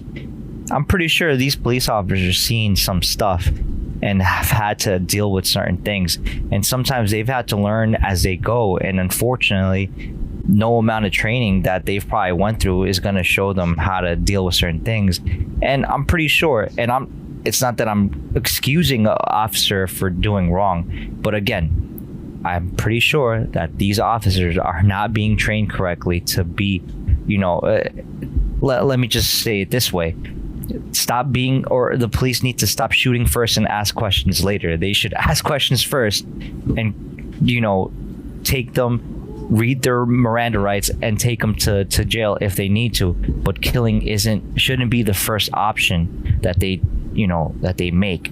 Again, I think the body cameras should be one of those things that should be placed on their person, accountable, to hold them accountable, because something needs to happen in order for them to be held accountable, because it's out of hand. How are you going to tell me that shoot first, ask questions later? That makes no sense. Like, the training needs to be a lot better, to be a little bit more tactful about how to go about a situation instead of shooting or putting people in chokeholds for no reason. Like, it makes no sense. I don't care if you're frustrated out your mind. Why would you want to take it out on a civilian, on a person that you're supposed to serve and protect? That makes no sense. So that's where I stand on, or fall on that position. Mm-hmm. So there's the podcast that explains why the rule of power with police, specifically with order or who commands power commands order situation, And what if you disobey the guy that's having the order? How they're going to react? Well, that's a power trip. Yeah, that's a power trip they're having. But Josue, is there anything else you needed to add, bro? I'm sorry, man. Like, I've been interrupting you. No, yeah. I guess the last thing is that a police officer should never be the judge, the jury, and the executioner. Right. I feel like that should have been a given. They should. I feel like common sense is very useful. But unfortunately, people do. Common sense isn't. Yeah, they're not. Common sense isn't so common. Yeah. I mean, in a sense, yes, but something like killing someone. Especially when you're an officer, right? Yeah.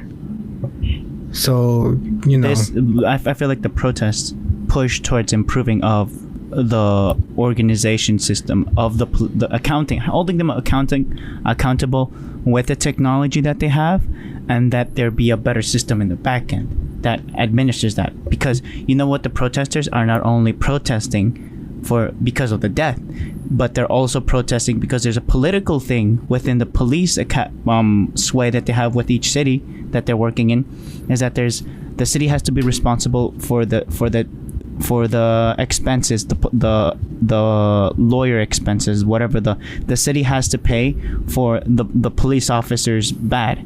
And there's an expiration date on how long they can investigate on the police officers illegal happening. So there's so much union political game in the back end that's also what they're protesting. But what are the chances that everyone did their research to find the reason why they're protesting? And they're just going in rah rah rah and just follow the crowd. What do you think? What's the percentage out of 100 that everyone did their do research before going out and saying don't kill people? The real reason that they started is that somebody noticed the injustice of the union groups behind the police system, and they want to change that via voting, via all those things. I feel like I'm repeating myself with voting. Sorry, I don't want to do that.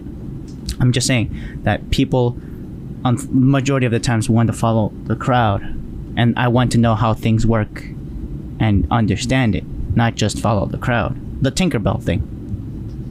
Yeah. I would say, honestly, a solid 8. I would say the majority. I don't want to give out a percentage because I really don't know, but I would say the majority do the research, because a lot of people do give out, articles, things for them to read, because they don't just tell them go out and protest. They actually give them articles. At least the influencers I've been following have been giving people to say, look, if you don't believe me, here are some sources, here are some articles, here are some. And what are the chances everyone read it? I mean, I really can't say, to be honest. Let's say, is it high or low that everyone read those links that they were given? I mean, you would like it to be high. But what do you? Okay, what? But we can't. It's something that it can't be calculated, because unfortunately I don't have that data. Too many unknowns. Yeah. But on the optimistic point of view, because that's where you want to be, you would hope that a lot of people are, and this is like people's like, I want to wreck some stuff. There's also that. I'm not saying there isn't. Yeah. But we should try to be a little bit, just a little bit optimistic. I'm not saying go full on. But just because, like, it's not even just through black people, it's also through just people in general. Well, I mean, minorities, because you really don't see that. To be honest, I really don't see this in white people. And for example, especially with all the COVID thing going down, a lot of minorities are still wearing masks, but in contrary, a lot of white people are not. They're out there, frolicking, having fun, touching each other, feeling each other up. And it's like there's still this disease going on. Like, you really can't be, you can't have your guard down like that. You should really take the precaution. I'm not saying like wear a hazmat suit, but have something. Instead of what that implies, that they don't care about somebody else. That too. I'm doing this to protect you. That slogan. Yeah. I mean, I wouldn't go as far as I'll be I'll put myself on the spot.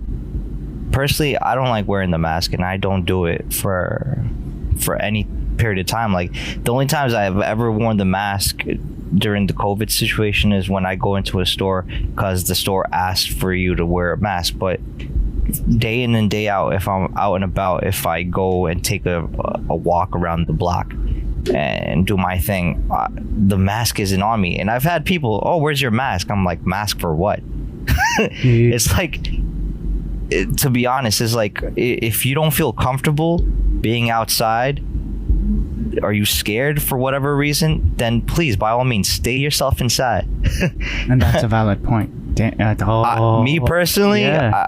I do not mind. I feel comfortable in my own skin, and whatever repercussions are going to happen, with me myself, without having a mask. And it's been shown by doctors that a mask isn't really going to help you.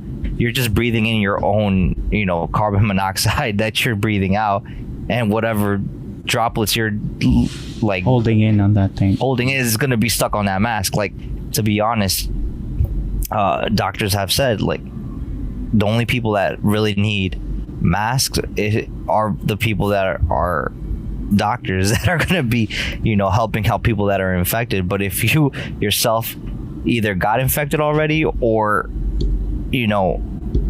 are not, in a position of treating or being with infected people, then there is no need for you to be wearing a mask. It's counterproductive. It's just again, to pause you there a little bit. Again, I'm not a doctor. I'm not claiming to be one, but again, in my personal opinion, I feel comfortable enough to not be wearing a mask. And again, if I ever do wear a mask, it's because I'm going into a store because they ask for one to use one. But to be quite honest, if people are that scared, then by all means, stay yourself inside. You don't have to be out and about. Me personally, I want to be out, and I don't want to wear a mask. And it's not like it's a mandate by the government to wear a mask. It's not even a mandate by the doctors. It's not even a mandate by the CDC or the WHO. Yeah. So, and I'm on the opposite end. I know. I tested myself, and I know I was positive, and I want to prevent that to happen to anyone else, because I know it feels bad. So, and I already have 3 and a family member. I told you guys, right, what happened with my family member.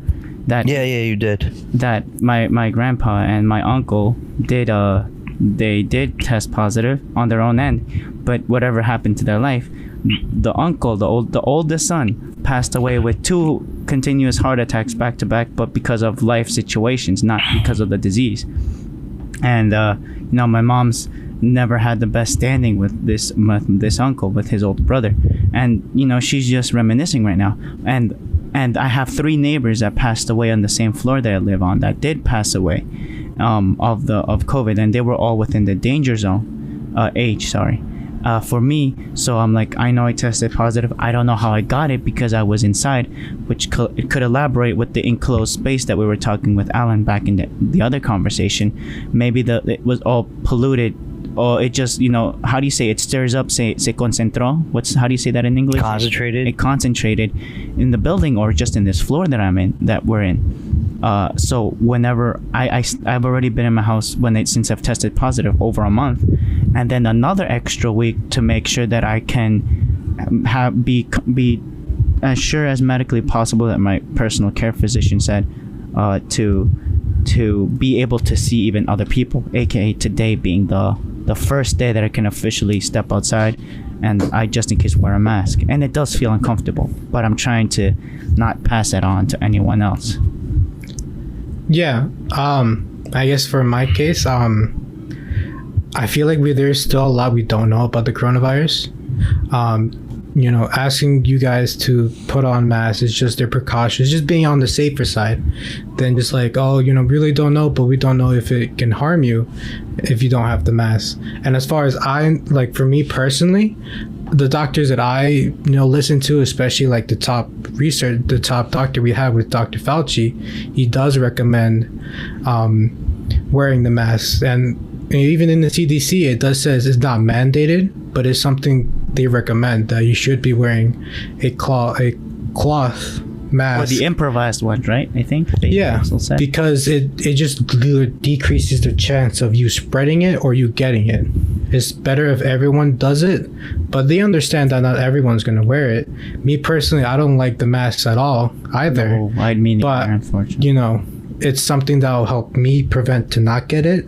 And if by chance I do have it, like Marcos, I don't want to spread it to anyone, because I also know some people who's, you know, passed away to it. So I feel like people should have that incentive to wear that mask. Now, I'm not forcing anyone to do it, but I feel like it should be a reminder that we've gone this far, and, you know, we shouldn't just step back into where we were just a few months ago. You know, a lot of states are seeing that. It'll never be the same, unfortunately. Well, who knows? It could be even worse, because a lot of the states now but I'm trying to are say seeing it'll the never go back. consequence. We can't go back. We only have to go forward. Unfortunately, and unfortunately. Well, you know, it can still get worse. Yes. You know, what I'm trying to say, we don't want to be in another situation where we don't know what to do, or we have a lot of cases and, you know, we're running out of supplies like we did a few months ago. With just the masks, yeah.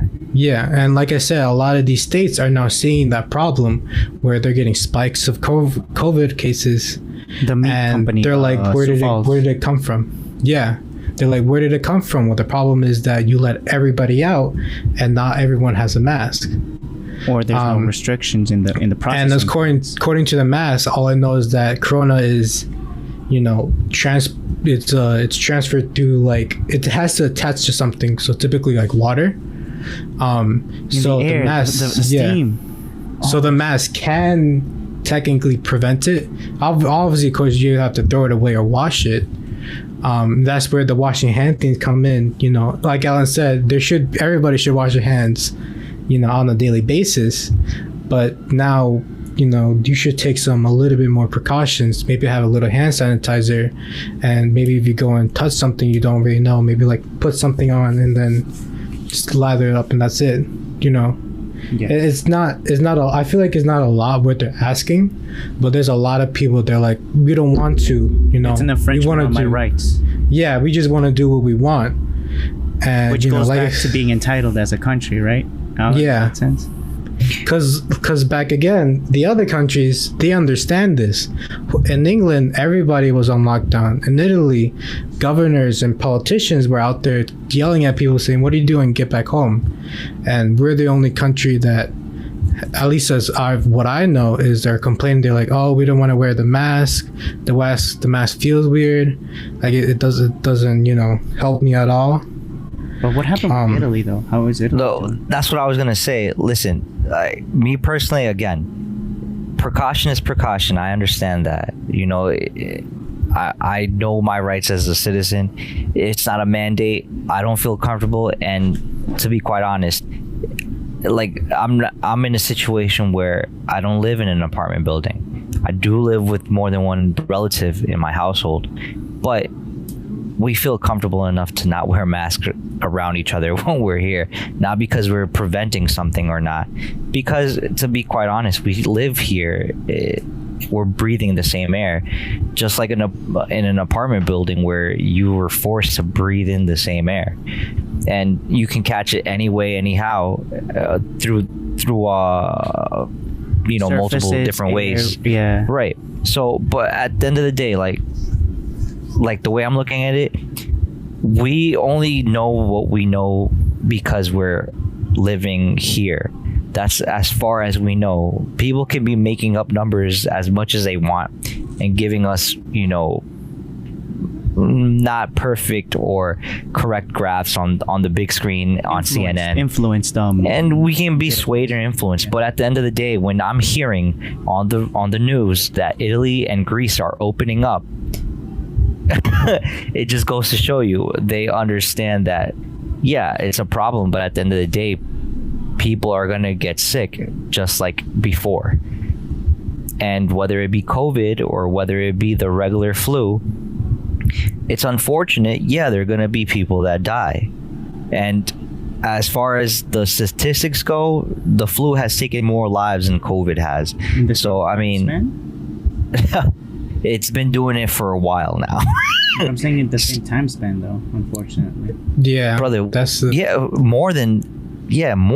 more so. because as of right now, what we know, COVID is more contagious than the flu, and we still don't know even the aftermath of after you pass through COVID. right There's now still a kids lot are of- dying because they yeah. survived it and their organs are being Again, influenced. this is all predicated on the CDC and the World Health Organization, who didn't do a damn thing when they already knew that COVID was already up and going since Right. last year, September. So, I mean, it just goes to show you we're working with very, I mean, yeah, you can say limited resources or limited information, but at the same time, it's like it's the flu. Yeah, it's a hyped up flu, but again, if we're gonna let that take away our own, I guess, freedom in our mind and in our way of living, then can we really call what we're doing living? Well, it's not like we're gonna do this, from here on out.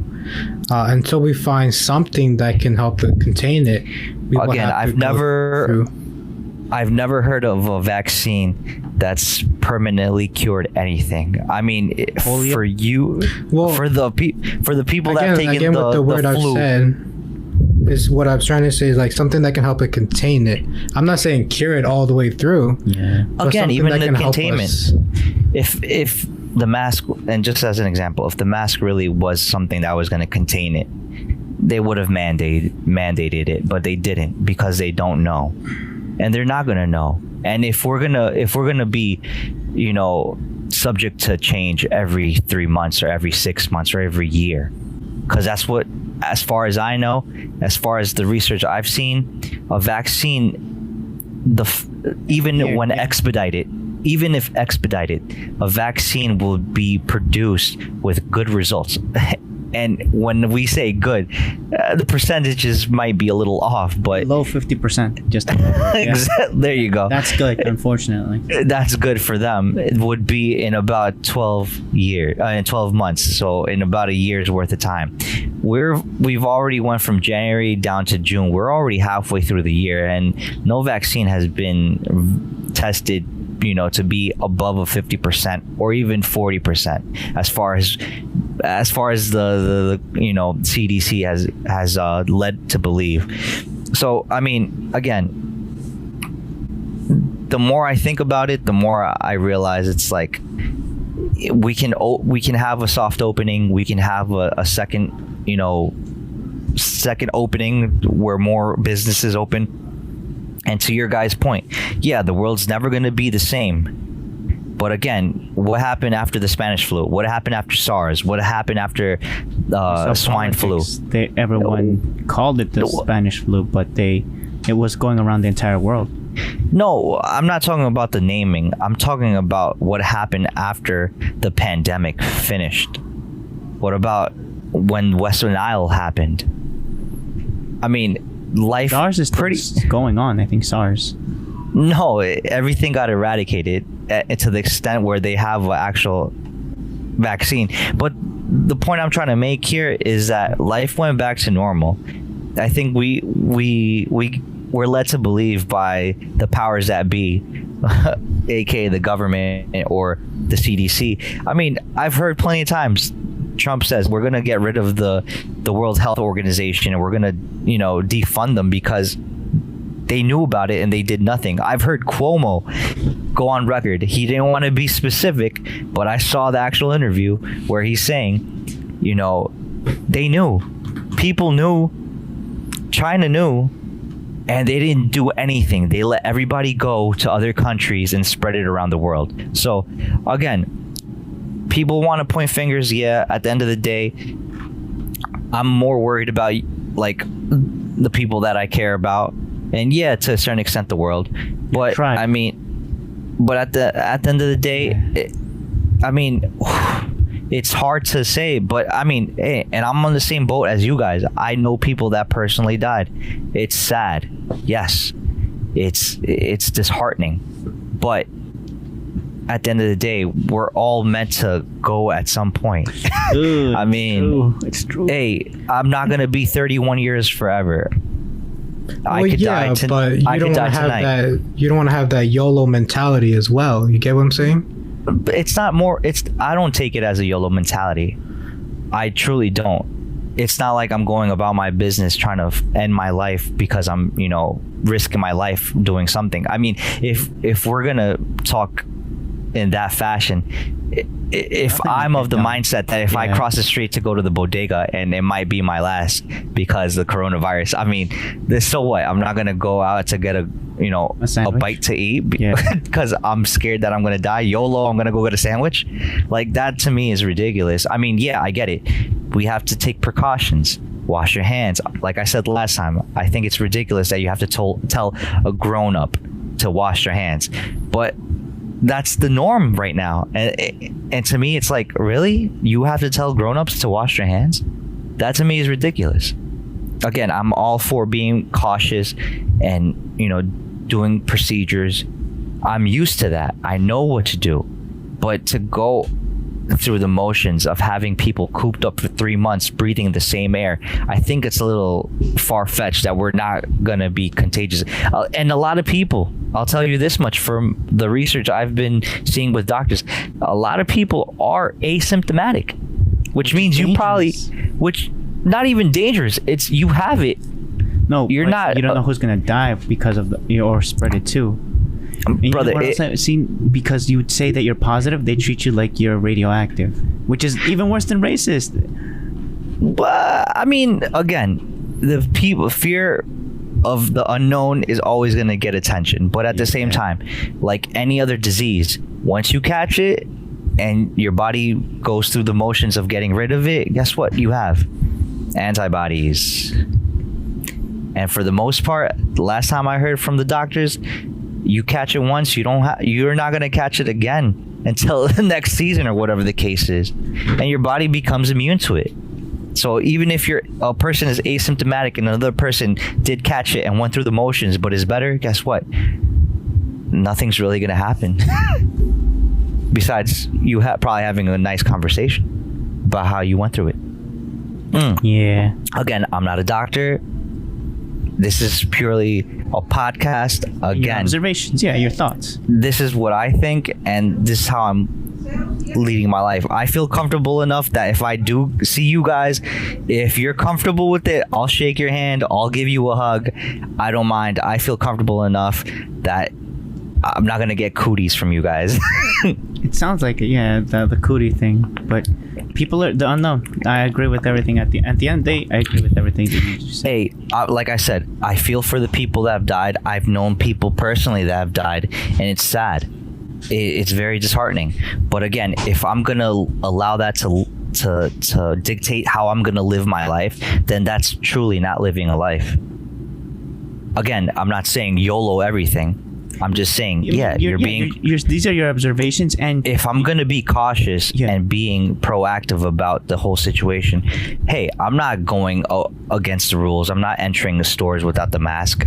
No, I'll put on the mask. But best believe, once I'm out the store, I'm taking that mask right off, because personally, I don't think it's really gonna help or hurt me at the end of the day. Okay. So might as well take it off, not use it, because it doesn't really benefit me in any way, shape, or form. At least for me. Others have different points of view, different ways of going about it, but that's as far as I'm concerned. You're not gonna catch me outside while I'm doing something with a mask on, because I think, and personally, I don't want to wear that mask. Not because it's just, uncomfortable more than anything else. It's just the hygiene about it. Unless you're gonna buy a big box of what's it called, of mask, and you're gonna start putting it, you're gonna switch one off every 20 to 30 minutes and just keep switching it just to be safe. Like, to me, that's a waste of money. It really is. Yeah. But again, everybody has their own opinion. I respect it. I respect what you guys think and respect what you guys do. Me personally, if you guys are comfortable with it, I'll give you a hug. I'll handshake you. I'll give you a handshake. You know, to me, it's not a problem. I feel comfortable with it. I don't think I'm not gonna run the other way. I'll be very clear about that. But again, if other people don't feel comfortable handshaking, giving hugs, cool. I totally understand. Don't worry about it. I can, put out my foot with my shoe on and, give it a little tap to your foot and your shoe. That's not a problem. Again, it really comes down to the personal preference, whether you believe the doctors or you don't.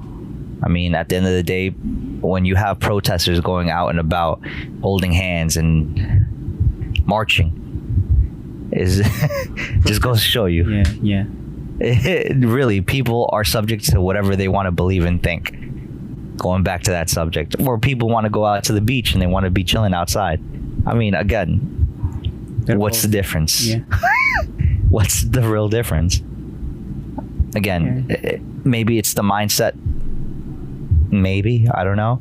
I feel like that everything is influenced by everything. So that's the word of the thing. Everything we learn influences everything else that we observe or that we learned. It can be applied. Everything is applicable to something else.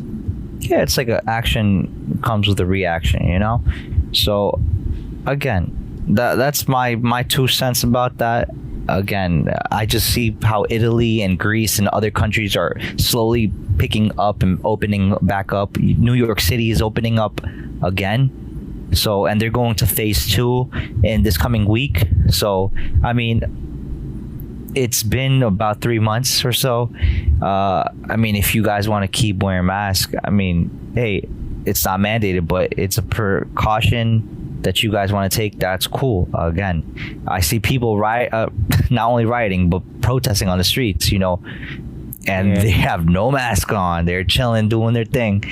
And then you have the other bunch, out in the beach at Orchard Beach or Playland Beach or whatever place they're at, and they're trying to, do their summer thing with no mask on. I mean, or going to the park. I mean, it really just goes to show you, people to a certain degree, they just want to be out their houses. I mean, again, if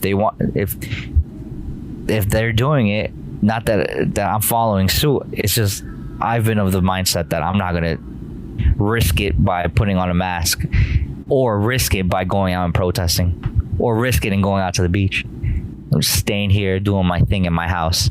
It's called instead of a vacation, is a staycation. Yeah, that's how I'm looking at it right now. But yeah, I mean, I don't know if there's any other topics you guys want to talk about. I do. I always want. I can continue talking. I mean, are you guys comfortable talking? Yeah. I feel like closing notes. I feel like Alan's your opinion. I learned a lot with that. I like it. What about Josue? I like your ideas. My closing notes would be, I mean, like I said, like I've been saying, I feel like in my case, you should always take those precautions. Be a little bit on the safer side than just going straight back into it. I feel like these past 3 months we have made terrific progress with this whole thing, and it goes to show a lot of people nowadays aren't getting COVID so much now as they were before. Before it was in the hundreds of thousands, and now it's back to single digits, which almost nothing. Or just infected. Just infected. Oh, instead of hundreds or tens. Well, it used to be tens of thousands. Now it's 30 or 20. Yeah. So those are just being reported. And now, this is the best we got so far. Yes. And it's, I feel like because of the initiative of making these stay-at-home orders and all that, it may be just another disease of the year, but this one did take us to a little bit. I know that like Alan said, a lot of the top officials already knew about it and they didn't really do anything about it. I know that it's well, I mean, I really can't speak for them. I'm not them. Yeah. Right. But Yep. you know, I feel like just take your own precaution. You know, I have the mask just for stores and stuff, and like I always, like, the way I think about it is like, if you go into like a large group of people, then wear the mask. If you're, you know, just out walking, like I have, you know, the luxury of having the woods over here, I don't need the mask. I could just take it off. The But Woodlands. yeah, because I know that there's not going to be anyone there. But you know, if I'm going to like a large gathering, like the city or in the store, then I could just hop in, put on the mask, and when I know I'm in a safe place, I could just take it off. And I know that this is not going to be like the rest of our lives type of thing. It's just something temporary, and I think I feel like I can live with it, and I feel like it's nothing that bad. For who knows how long, I really don't know. I hope it's sooner than later. You know, and it's for me, it's like these are just small sacrifices we have to make every now and then, even though it doesn't seem so small now. But you know, I feel like just sooner or later we're just gonna go back into the norm of, you know, shaking hands and all that. But it's just something that, you know, we just have to adjust, and then hopefully we could come back to it, to just, you know, regular schmegular. That's about it. So this. Yes, sir. So desu ne. Yeah. Yeah. Yeah, I think that's a good closing for that was life and tech basically. So Yeah. Yeah, Nothing sounds so good. dry. no, that's sundry. Sundry is basically something, the randomness, and there's a bunch Oh, of I thought it was always sun dry. I was like, we didn't sun dry anything I today. mean, you would separate the word sun and dry. It's not. It's one word. It's sundry. Oh, But yeah, no. The real talk though. The real talk. Nani? Yes. What about that anime? What about that Oh. anime? See. I don't know. the That's a anime good looks question. That's the end. Now that officially closes I the think. tech and life. Oh, wait. Yeah, I Now think it's I the just life and realized. anime portion. Oh, okay, go. Now I think there's because a lot of my anime already ended. Ooh. Number 12, and that's it. Things Really? like 12? Yeah. Like which one? Sugumomo. I don't know what they're gonna do with that one. Okay. They ended off. I think the season. I mean, I don't know if they're gonna make a 13th episode, but the way they did the ending was like, you know, like, oh, we ended the season. What else? Sing Yesterday for Me. Also, that ended. That I know ended because they finished the story. It wasn't the ending I wanted, but it was. I think I liked it. It wasn't like no Darling and the Frank ending, but so. Wait, you liked Darling and the Franxx, or did you? No, dislike? I'm saying it didn't become, which I was hoping it didn't. Okay. That it would become a Darling and the Frank, but no, it had a good ending. It wasn't what I wanted, but it was good. What I'm trying to say, Tower of the God. I don't know if they're gonna continue it or not. This is where the season 1 ended in the webtoon, so I think they're gonna stop there. And it was exactly what I thought it was gonna be. Again, and now they're gonna start. I guess they're gonna start with God of High School, and that one I'm more excited for. I'm trying to see where they end. I think I have an idea where they're gonna end it. I hope it is there. Next One Piece though? I mean, like, is it long and dragged out? Hope not. I mean, like, is it gonna be like really big? I don't think so. I hope, but I don't think it's gonna be that big. So yeah. Is it gonna be the next One Piece? I don't think so. At least not these first 12 episodes. If they're gonna do 12. One Piece wasn't the One Piece in the first 12 episodes. One Piece became One Piece, I feel like, during the Fishman, not the Fishman Island, the first one, Sabaody Park. With Nami. Yeah, with Nami. Wasn't that Arlong Park? Arlong Yeah, Park. Arlong It Park, was yeah. a park. I forgot what park. It was some park. Yeah. And there's also other anime I gotta look up because they're like, oh, this lineup looks good. I was like, I hope. Jeez, this other lineup was terrible. Oh man, because like a lot of things were canceled in the middle of it. that's true. So I'm like, But they opened up Tokyo again, so I'm pretty sure they're gonna start pumping out anime like nobody's business. That's what they were saying in the world and the economy. That example for the United States, that it was slowing down, but because people weren't, it wasn't that jobs were ending because of an economical downfall like in the 20s. It's because people were told to stay at home. So this is totally different in the economical downfall, which also reflects for anime for us. So once everything starts rolling again, it's gonna go. It's gonna go. they're not gonna stop. They're gonna keep on going. I mean, one would hope that's the Fingers crossed. Yes. yeah, that's one would hope that's going to happen. I mean, we'll see from now until the end of summer. So we see this this quarter or this summer season what the anime It hasn't started, right? Or what's today's date? No, I think what's going to happen is a lot of the animes are going to run its course to finish up Today's the longest season. day. Today's the summer What's the solstice. equinox? The summer Yeah. solstice. Oh, solstice. Very cool. Too bad.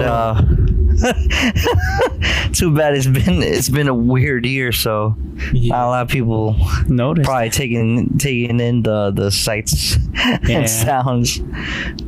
But what's it called? I think what's gonna happen is that the like whatever production company are producing the anime right now are probably just gonna run its course, end the season with the few animes that they had left, and probably if there's some that needed to be finished, they'll probably end it, and then hopefully by the end of June, we'll start seeing the rollout of the new season.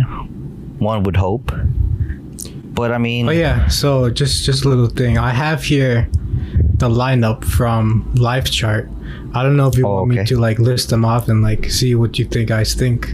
please, Yeah, please. I'm down, please. So let's see how far this go. So I'm probably gonna do like the most popular ones, and I'll see.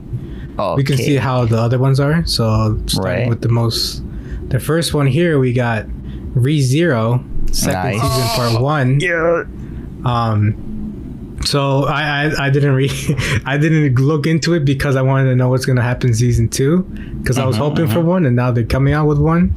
Right. This comes out at July 8th, which is gonna be Wednesday. So it looks like they're gonna release. Yeah, No, 2 weeks from now. yeah, 2 weeks from now. So it looks like they're gonna release every Wednesday, and it's gonna be who knows how many episodes, but it's gonna be the 30-minute long one. So what do you guys think about?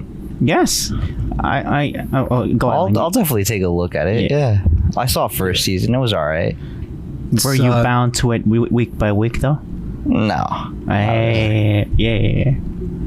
I enjoyed it, but again, like I've said before, I'm more of a stacker, so I think I watched the first 2 episodes and then let the whole season stack, and then once I finished, I went through it. Like I found it enjoyable. It wasn't, I guess what I want to say, it's like kind of reminded me of another isekai, like like most isekais, but I mean the twist that gave it a different flavor was the point that he would die and revive and come back again. I think the show was I guess what held it through, or what pushed it through to be one of the top tier isekai animes, was that little like twang of him dying and reviving, but more so it was a twin with Ren and Ram. I think they really were great support for the protagonist, and what really made the show shine pretty much. Amelia was alright, but she didn't really wow me very much. So I mean, I think her pet, the cat. the cat. I think That was a spirit, nice spirit, I think, right? Right, but I think that's a more interesting character just because you get the final cuts where he turns into this behemoth monster and kills and destroys everything. And decapitates Subaru. Yeah, exactly. So I think he's more interesting than a lot of the characters that were presented. The story was all right. I mean, Yeah. it was paced okay for me. It was paced okay. It wasn't great, but again, I mean, it was the first time they released this anime, so it's first season. Hopefully they keep with the animation, because the animation was dope. It was beautiful. So but actually, talking about that, don't tell me they switched up. Oh, I mean, it's so the people that are animating is White Fox, which I don't know. Did they animate that one? The first one? I think they did. I mean, White Fox does pretty good work. I mean, recently in the news, UFO Table was actually charged with evading tax evasion or something like that. So The hustle. yeah, And they pay their just desserts. I hope. Yeah. Oh, I was going to say another thing they said here is that this is just one half of season 2. The next half is going to be premiering in 2021. I think, yeah, January, so like the winter. Oh wow. Okay. Yeah, that's a curveball, all right. That's wild. But yeah. Oh man. So the next anime they have here is Yes. Sword Art Online, the Alicization part 2 of it. Oh, that is my stuff, man. Yes. So they're gonna do 11 episodes. So again, 30 minutes, and it's produced by A1 Pictures, and it's gonna As come it out. should be. Yes. It looks like it's gonna come out every Saturday, and starting at the July 11th. Okay, very cool, very cool. I got my Saturday show now. Yeah. They don't have a synopsis here because I didn't watch this one. Oh, you didn't watch the last I season? didn't watch the last season. I didn't. Which one did you I didn't stay like Sword Art Online after season 2. Alpha or Gungan? Yeah. No, Alpine. Alpha, okay. I think it was. Yeah. I mean, I get what you're saying. I mean, again, I'm a sucker for the the romance. Pichan. What about Pichan? Who the hell is Picha? Yeah, who's Peach? Oh, you guys don't know who Pichan is? Unless you're talking Hell about the nah. anime, then hold up. No, Pichan was the P90 for. Oh, but that's another. That's the. That's like Gun Gale Online. yeah, the spin-off with the little Yeah, girl. I thought it was alright. It was funny. I liked it It was a lot, anyway. it was interesting. It was interesting, but again, don't like. To be quite honest, it's like I'm just being meme over here. no. It's like, to be quite honest, like I was saying earlier, I'm a sucker for the rom-com type of anime, so that's why I enjoyed the Sword Art Online. I mean, the depth of character isn't quite there, but I mean, hey, it's a pseudo harem for Mr. Yeah. Kirito, so I mean, I enjoy that quite a bit. I really enjoyed sorry, Josue. I really enjoyed the Sword Art Online movie, what is it, Ordain? Yeah. I think it's called something like that. Ordain or Oracle, Yeah, look it something up. like that. But yeah, that to me was a really good ordinal scale. ordinal scale. I thought it was a really good I think it's movie. And if again, he has a brother, right? I think allegedly. no, it was along the lines where a new type of VR set Or was it the ghost girl? It was the augmented Okay. reality glasses. It was like Google glasses, but done VR. properly. Yeah. Yeah. But done properly, because you could HoloLens. actually you could actually type up stuff and go on apps and pay and become and get kidnapped via them. Yeah. right, your soul, right? your fractal soul or your fluxual soul, whatever it's called. Yeah. But I really enjoyed it. And what was great is that it actually connected into the season that the season that we're in, I guess, where it's like they created a digitized world. So it So wait, becomes was another, it animated by A1 Pictures? I do believe they stuck with A1. Yeah. Steak sauce Okay, for the so win. yeah, so they're sticking this one for next season. I'm just can't wait for Lisa to come out with another banger for the intro or the outro. I didn't know that this year in January she got married. Oh, I didn't know that. Yeah. Yeah, bro. And I'm telling my cousin Steven, I'm like, oh man, they beat her. Someone beat us to it. Yeah. I wanted to wife her up so bad. But I mean, congratulations. But it's like, with tears in your eyes.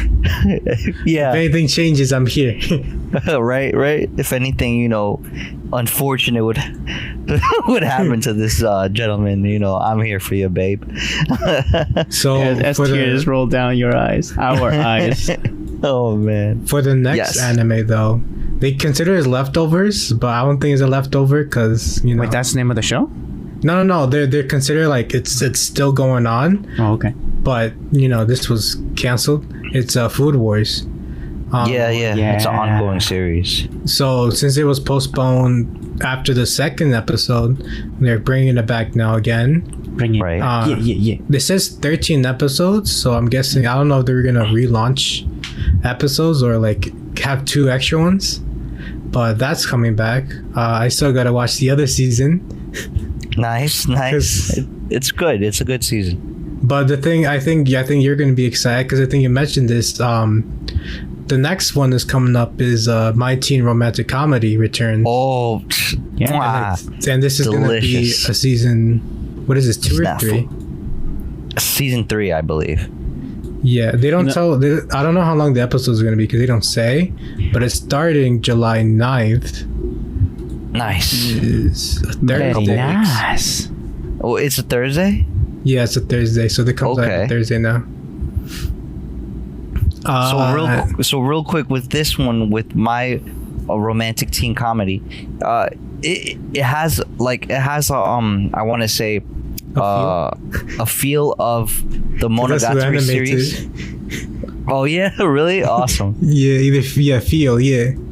So it has like a Monogatari feel to the actual storyline, where it's very, I guess you could say, almost psychological, where you see the character development in such a way where it's like you legit get invested into the actual characters and the storyline. So it's one of those things that you might emotionally get attached to the characters, and you really want to root for one or another girl to stay with the protagonist, even though the protagonist looks like or comes off as a nobody. As a dense person and a nobody. No, he not even dense. Well, yeah, dense to a certain degree. No, he but wasn't a nobody. Dense. He was a nobody, but I don't think he was dense. For Food Wars? No. From my teen romantic. Yeah. No, he was pretty smart. No, I'm not saying he's not smart. I'm saying that he's dense as in he doesn't pick up on girls liking him. Oh yeah. Like he doesn't know how to realize that a girl likes him. I hate those characters the most because, like, come on. Oh yeah, bro. You would find it hard to believe how many guys are like that, though. It's like, yeah, I'm pretty sure you've had girls like you and you don't even know, bro. The mind games, they're playing 4D chess with you and you don't even know. No, bro. I think what happens a lot of the times is that we don't even realize that we're attractive to them, and for whatever reason, it could be a quirk, or we mess it up, or we're we're attractive in such a way to them that we don't even realize it, and we think we're just friends or whatever the case is. That's as far as we're gonna take it. We can see it in anime, but we can't see it in our own lives. Right. It's like us looking at the situation from the outside looking in, and then when we're living our life, we're inside trying to look out, and we can't because the event horizon is too powerful. Oh. Yeah. All right. So I hope the song is banging for that one too, because I love the intro songs for that anime. Just a quick side note. Does it say? I feel like you're giving us the weekly, everything that's gonna happen every Monday, Tuesday, Unfortunately, Wednesday. though, it doesn't look like it's gonna come out on Crunchyroll though. Oh, that's not a problem. Guess what I did? That's not a problem. Guess what I did? No, it's not. Guess what I did? So I downloaded the VPN. I think I told you guys. No, you I didn't. downloaded the VPN, and there's this website called DMM. It's a Japanese website where it's a legit, like they're kind of Amazon or Prime Video catalog that they have, plus other goodies that you can buy stuff and stuff like that, and you can basically watch, rent, or buy seasons like if you were on Google Play or on Amazon Prime Video. And this is what, like, region locked for Japan? Yeah, it's region locked. So Okay, I okay. VPN it, opened up a free account, What and VPN if I need, service do you use? I think I have ExpressVPN, if I'm not Nice. mistaken. Not, this is not an ad. No, not at all. No. It's like get away. Yeah, nah. Hashtag not sponsored. Basically. Not sponsored yet. Yeah, I like that. But yeah, it's ExpressVPN that I'm using, and it's been working well. Again, you can definitely probably get it if I think what you can also do is if you have like a Amazon account and you have Amazon Video, you can definitely use a VPN and VPN yourself in Tokyo, Japan, or whatever, and get the catalog from there, or Hulu, or whatever the case is. And yeah, you can watch the shows when they air over there through the VPN on those type of apps. So I mean, there's always a workaround, but yeah, if it's on Crunchyroll, just heads up, guys, you can definitely do it with the VPN. Again, hashtag not sponsored yet. Hashtag yet. Yes. So yeah, so for the next one, it's Fire Force. Ooh, excellent. And that's coming out July Salon. 3rd, which I think I said is a Friday. Yeah. And it's produced by the same animation company, David Productions. And That intro Okay. was nice. That intro song. I think I did see the trailer. I think the intro was really good. Okay. Nice. okay. You said July 3rd, right? Yeah, July 3rd. I guess I have something to watch on July 4th Yeah. for the fireworks. Fire Force. Did you see the So- abridged version of Fire Force? No, I haven't. Oh, it's so good. funny. Yes. Oh man, Yeah. might have to watch I'll that. I'll share it for later. this- I'll share it later. So for this next one here, it's God of High School. I feel like for this one, Okay. Enough yeah, said. definitely. That's enough said with God of High School. but like I feel like I should like read the synopsis because like the other the other 5 anime, Mm-hmm. they're just season 2. But since this is a new one, Mhm. even though I actually, had mentioned it, yeah. Right. But it's coming out July 6th, which is I think I said as a I'm like, no, I got something Monday. to watch on July 4th. it's a Monday. It's produced by Mappa, which I think I saw. They made Attack on Titan, I think. Yeah. Which season? No, it's been produced by the same mob, I think.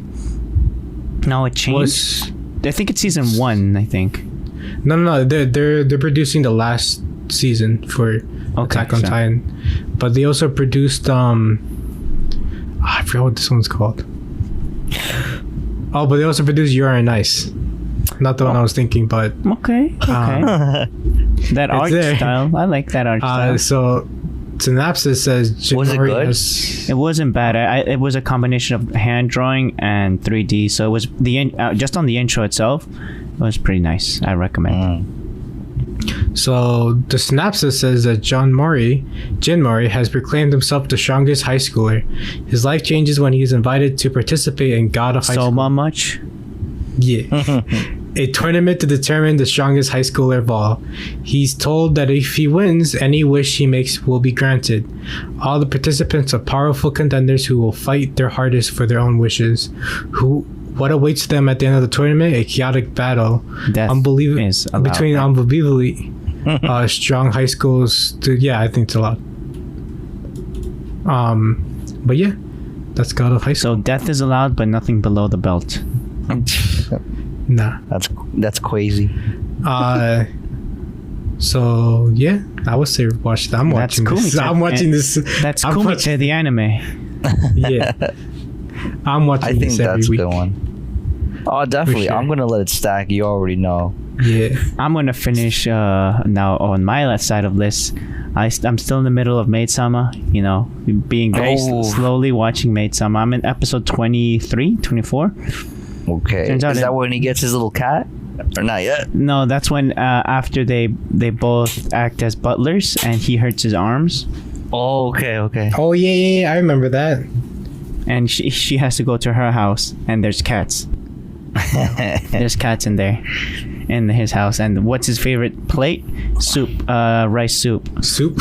A little porridge. Oh, porridge. Porridge, yeah, because that's what she gave she gave him every day. Right. And then GTO, you can't go wrong with GTO. There's like a certain level of censorship that I feel like even High School DxD doesn't do anymore. Doesn't do compared to GTO. Well, you're watching on Crunchyroll, right? Yes, Oh, that's probably. That's probably why. and it's dubbed. Yeah. So That's probably why. you know the voice actor for Spike. There's a bunch of Spike nowadays. from Dog? like the X-Men. Spike Spiegel. Who's that? Cowboy Bebop. Oh. The green hair. Is the main character's voice actor. Nice. But it gets good. I can't say it enough. Just watch Life Experiences. Yo, Oh, spoilers. a 20-year-old anime. Yes. Right. It's older than Cowboy Bebop, 1996 or 95. It's Really? up in there with Evangelion. Interesting. And but so yeah. and it's over 50 episodes. And then Ranma 1/2. But anyway. So this next one is a new one called The Misfit of the Demon King Academy. I've never heard of this one, but there's a synopsis at least. It says Okay. tyrannical Proceed. demon king has been reincarnated after 2,000 years. However, his suitability to the academy that educates candidates to become the new demon king renders him a misfit. That's a weird name. Anos That's a podcast, by the way. Voldgord was a That tyrannical sounded weird, demon bro. Bald king. That's his name. Anos Voldgord. Oh no! Just keep saying it that way. Don't say it the other. And I'm gonna say it like that. Yes, I feel please. like All right. it was a tyrannical demon king, because I don't think they say his name. Oh, there it is. Never mind. A tyrannical demon king that eradicated humans, spirits, and even the gods, but became bored of the eternal warfare and reincarnated with the dreams of a peaceful world. However, what awaited him in reincarnation after 2,000 years was descendants who became too weak after being accustomed to peace and all sorts of magic that deteriorated to the extreme. Anos enters Demon King Academy that gather and educate those who are viewed as the reincarnation of the Demon King, but the Academy could not see through his true power and end up branding him as a misfit. Furthermore, they already assumed that the legendary Demon King was someone completely different. While everyone insults him as inferior, he counts Misha, the one girl sympathetic to his cause, as his subject. The misfit Demon King rises up the hierarchy of the demon world. Divine boss. providence, destiny, miracles, before my eyes they are all gravel and are eradicated. And that's it. Yeah, that sounds like a Demon King Daimyo or something like that. Yeah. And the it's kinda poster is literally him and like 5 girls. What genre is it? I was gonna say, what genre is it? I mean, it's fantasy magic in school, but I feel like ecchi should be there, but And harem. and harem. But I don't know yet. Low key. This comes out July 4th. So I got something to Oh, watch I have on July 2 shows 4th. to watch. Yeah. On July 4th. Very cool. The next one is Fruit Basket's second season, which I thought already came out.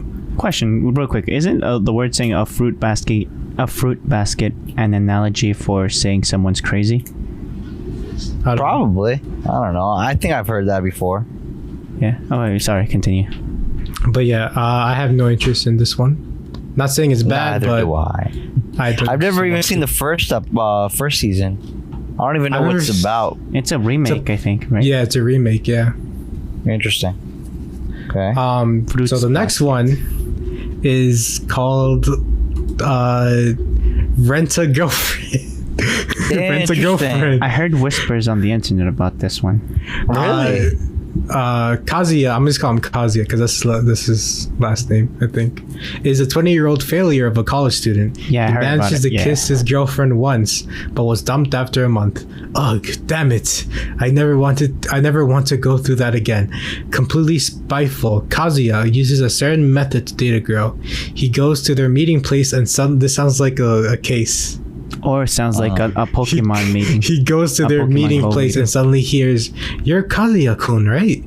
A beautiful girl brushing her long black hair behind her ears was there, smiling at him. Her name is...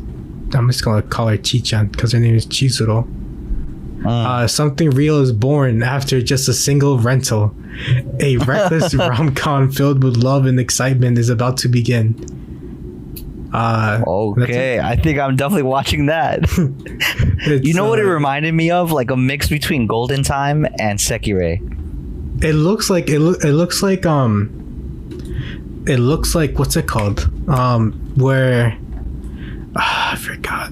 You remember the rom-com where the guy has a lock for a necklace and then one of the girls is supposed to have a key? Yeah. I think that's Vampire Rosario, I think, wasn't it? No, not that one. It's the girl's like a blonde hair with a red like tie on her, and like the guy is part of his father runs a gang, and then the girl, her father runs some kind of like basically another gang but wear suits. Oh, you're talking about Nisakoi. Yeah, that one. Oh, really? It looks That's like what it's it made reminds by you the of? same people because the post that's what Okay. it looks like with the So poster. if I'm not mistaken, that might be either White Fox or JC Staff. Well, oh no, the people that make it is TMS Entertainment. They made Real Life, Okay. Dr. Stone, Isn't Megalobox as well, okay. Oh, interesting. Nice. and Dr. Conan. Or Detective Conan, not Doctor. Dr. Conan? Dr. Well, he got an Conan. upgrade. Yeah. He got an upgrade. The next one is, I don't know. It's called The Millionaire Detective Balance Unlimited. That's already in Funimation dubbed, I think. Oh, really? Yeah. It says it was really? postponed.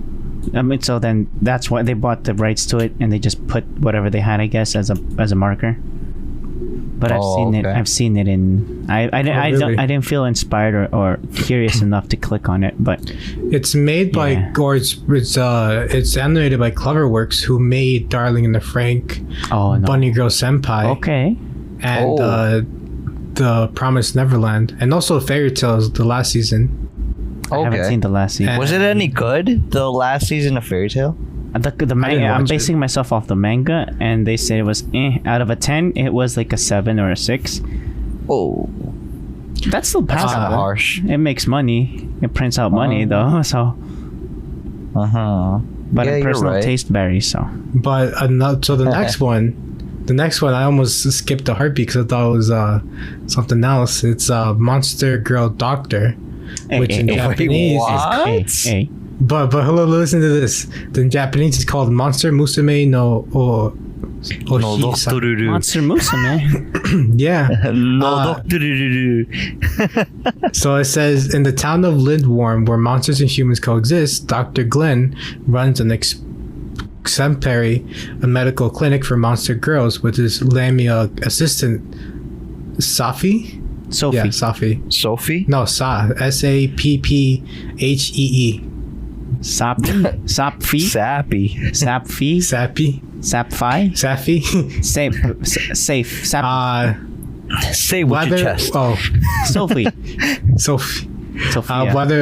Whether receiving a marriage proposal by a centaur injured in battle, palpating the injury of a mermaid, or suturing the delicate wounds of a flesh golem, Dr. Glenn performs his job with grace and confidence. But when an unsavory character seeks to steal a harpy egg, how will the unflappable Dr. Glenn respond? Monster Musume recycled. Monster Musume Sounds like itself it. wasn't that bad, but It's It kind made of also by reminds Marvel, me. which It kind of made- reminds me of that other one of the Monster Girls? Yeah, the School? monsters when they were in high school. yeah, the school. Sorry. And the teacher helps them out because they But that felt one like had a a little succubus. awkward. Right. Succubus that was great. Bay. Yeah, she was cool. She was cool people. Succubus and Dullahan. And the little vampire. So this one is coming out July 12th. So I think it's like in 3 weeks. Yeah, 3 weeks. It's on a Sunday. It's not on Crunchyroll though. Not a Maybe I'll give it problem. You know who I think Maybe I'll give it a chance. you want to know something else that I noticed?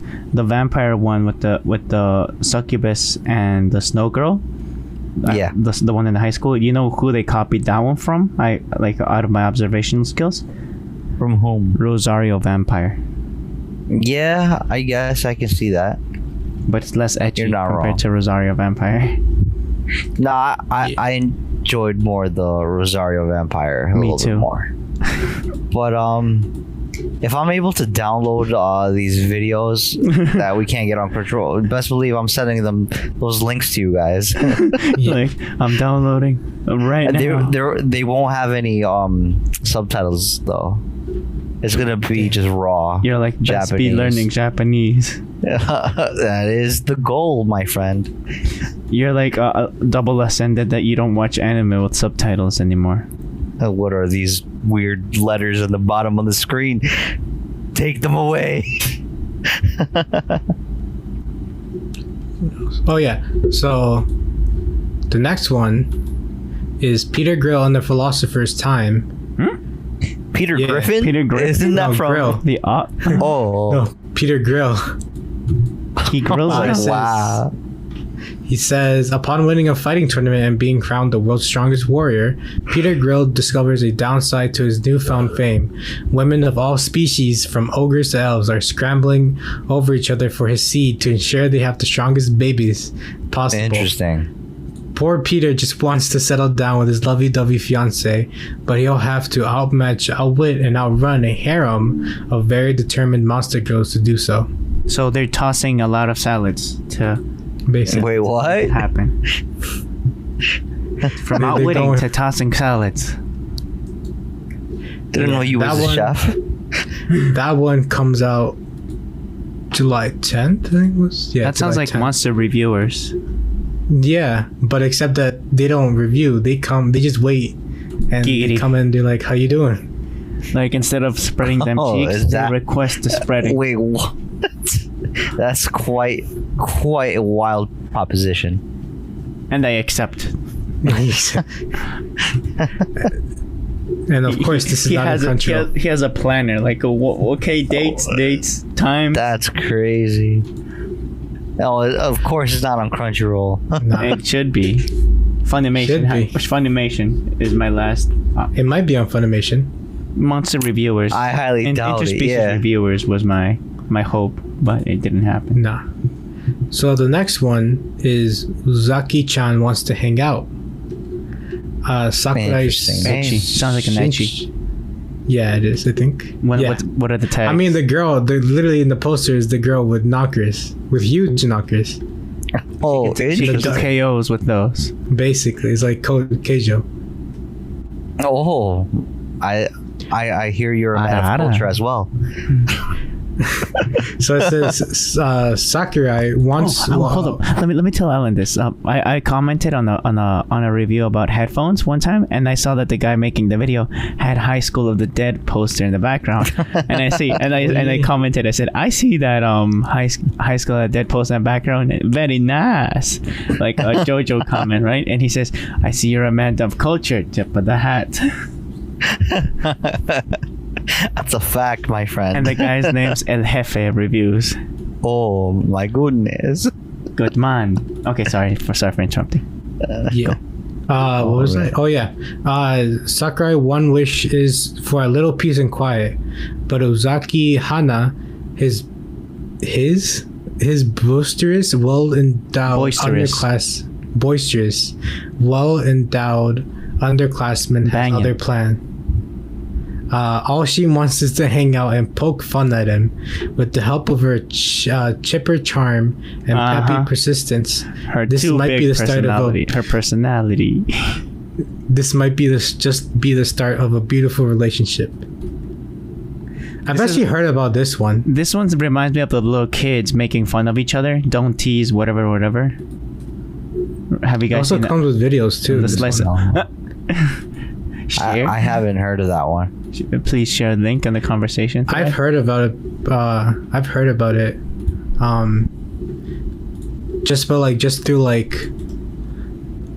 random talks. Be like, oh, you heard about this one? I'm like, no. And it's like, no, take a look. I'm like, oh, no. Reading rainbows. I was like, definitely not. No. But yeah, this reminds me of the two middle schoolers teasing each other, and the girl always wins. But this is when she grew up and developed a nice personality. Is that what we call it now? This is like season 2 of that. I mean, season 3. This is season 2. Yeah. No. Yeah. But yeah, and the rest are just Trash. No, I literally never heard of these, and they don't. Never will. This is not. Yeah, never will. Man. One is literally called. One is I think Digimon, but I feel like see. You're being a troll there. You no, can't- it says Digimon. This is literally Digimon. No, you should say Adventures. Digimon. Oh Digimon. no. MS. There's something about monsters and digital champions. Yeah. Are they sponsored by Champion or something like that? But yeah, and the looks just look Very cool. yeah. But these are the anime lineup, and hopefully none of them get canceled. Hopefully. Oh, that was the end of the list, or like the top 20 or whatever. Top Yeah, 10. that's like the top 10, I think. Not a bad one. No, it's pretty stacked. Yeah. Oh, You know, wait, a lot hold of up. What's this called? Certain Scientific Railgun. What about it? Season 3 Yes. is coming out. But Nice. it's already been out. I mean, it says no third season of a scientific. What is this year? 3rd season. Oh no, never mind. I guess this is there. Part 2. No, that's just there. Continuation, probably. Continuation, Yeah. Yeah, So because it says season- July 24th coming out, but it says Maybe it stopped and it's continuing. Yeah. Maybe it's coming out in dub. No, it's Yeah, it been could coming out be. dubbed. It's been. I've been watching it dubbed. it's like Really? a- You don't watch the subtitle? It's up. I've been watching both. Oh, I see. Yes. Yes. Yeah. Have you caught up, or have you finished? Do you want me to spoil something? No, I already watched the whole thing. I was Okay, gonna ask. I'm at the part where the mad scientist accomplishes the goal and tries to turn someone into like a god. And Right, that to lightning level part. 6. Yeah. I'm at that point. No, I was gonna ask you if you've watched the original, like, and the other little side ones. Isn't the railgun originally the side story, the side piece? Or is scientific or is magical index the side piece? I'm not sure. I haven't watched the original, but Which I've one's seen the original? the one that was made like a couple of years ago. Oh, in 2007? Was it 2007? Yeah. Oh, The then, manga yeah. and all those things came around the same time. Yeah, I haven't seen that original, Yeah. body of work. I need to watch that. It's I pretty guess. good. Funimation has everything Has everything. from 2007 forward in animation wise, not in manga. Ah, Manga, Okay. I imagine Bookwalker with Crunchyroll or anything like Right, That's right. easy to find, ish. But what tags are they with Railgun or is it Railgun? Yeah. Yeah. Action, sci-fi, and superpower. No, ecchi. No. Trash. it really. I don't think it's really considered ecchi, yo. It's not. I'm just being. A little extra right now. Yes. Well, you said the other one wants to hang out. Obviously, like that's the peak. She's Oh, the one. really? Piece de resistance. Is she the one though? The one. I wish we had sound bits to like put like in the recording. Like what? You know how in Fairy Tale you have the wow. Oh. The happy. No. Or the happy, like, when they're Isa. posing. Yeah. Or the Isa. Wow. Yeah, I know which one you're saying. I want that one more though. The Or wow. the oh yeah. Oh, with Fairy tale. Joseph. Oh, No, fairy tale. Nice. I was yeah. thinking about like, oh my god, like from Or the world. yeah, Yeah, the world. Oh my god. Nice. The wow. the holy shit. Oh, really? What's the other one? Oh, this isn't even my final form. Yeah. And this is to go further beyond. Oh yeah. Do that Or one too. who decided that? Or who decided that? Yeah. Okay, so you just gave me more homework so that I can make these sound bits. Who's gonna make the to activate those though? I think you should. I'm lying. Well, I don't know how to do it, bro. But if I knew, I would definitely help you out. The link for what though? To put that like while we're talking, like to Like a put, soundboard? like a soundboard that I slapped my forehead now. Insert slapping sound.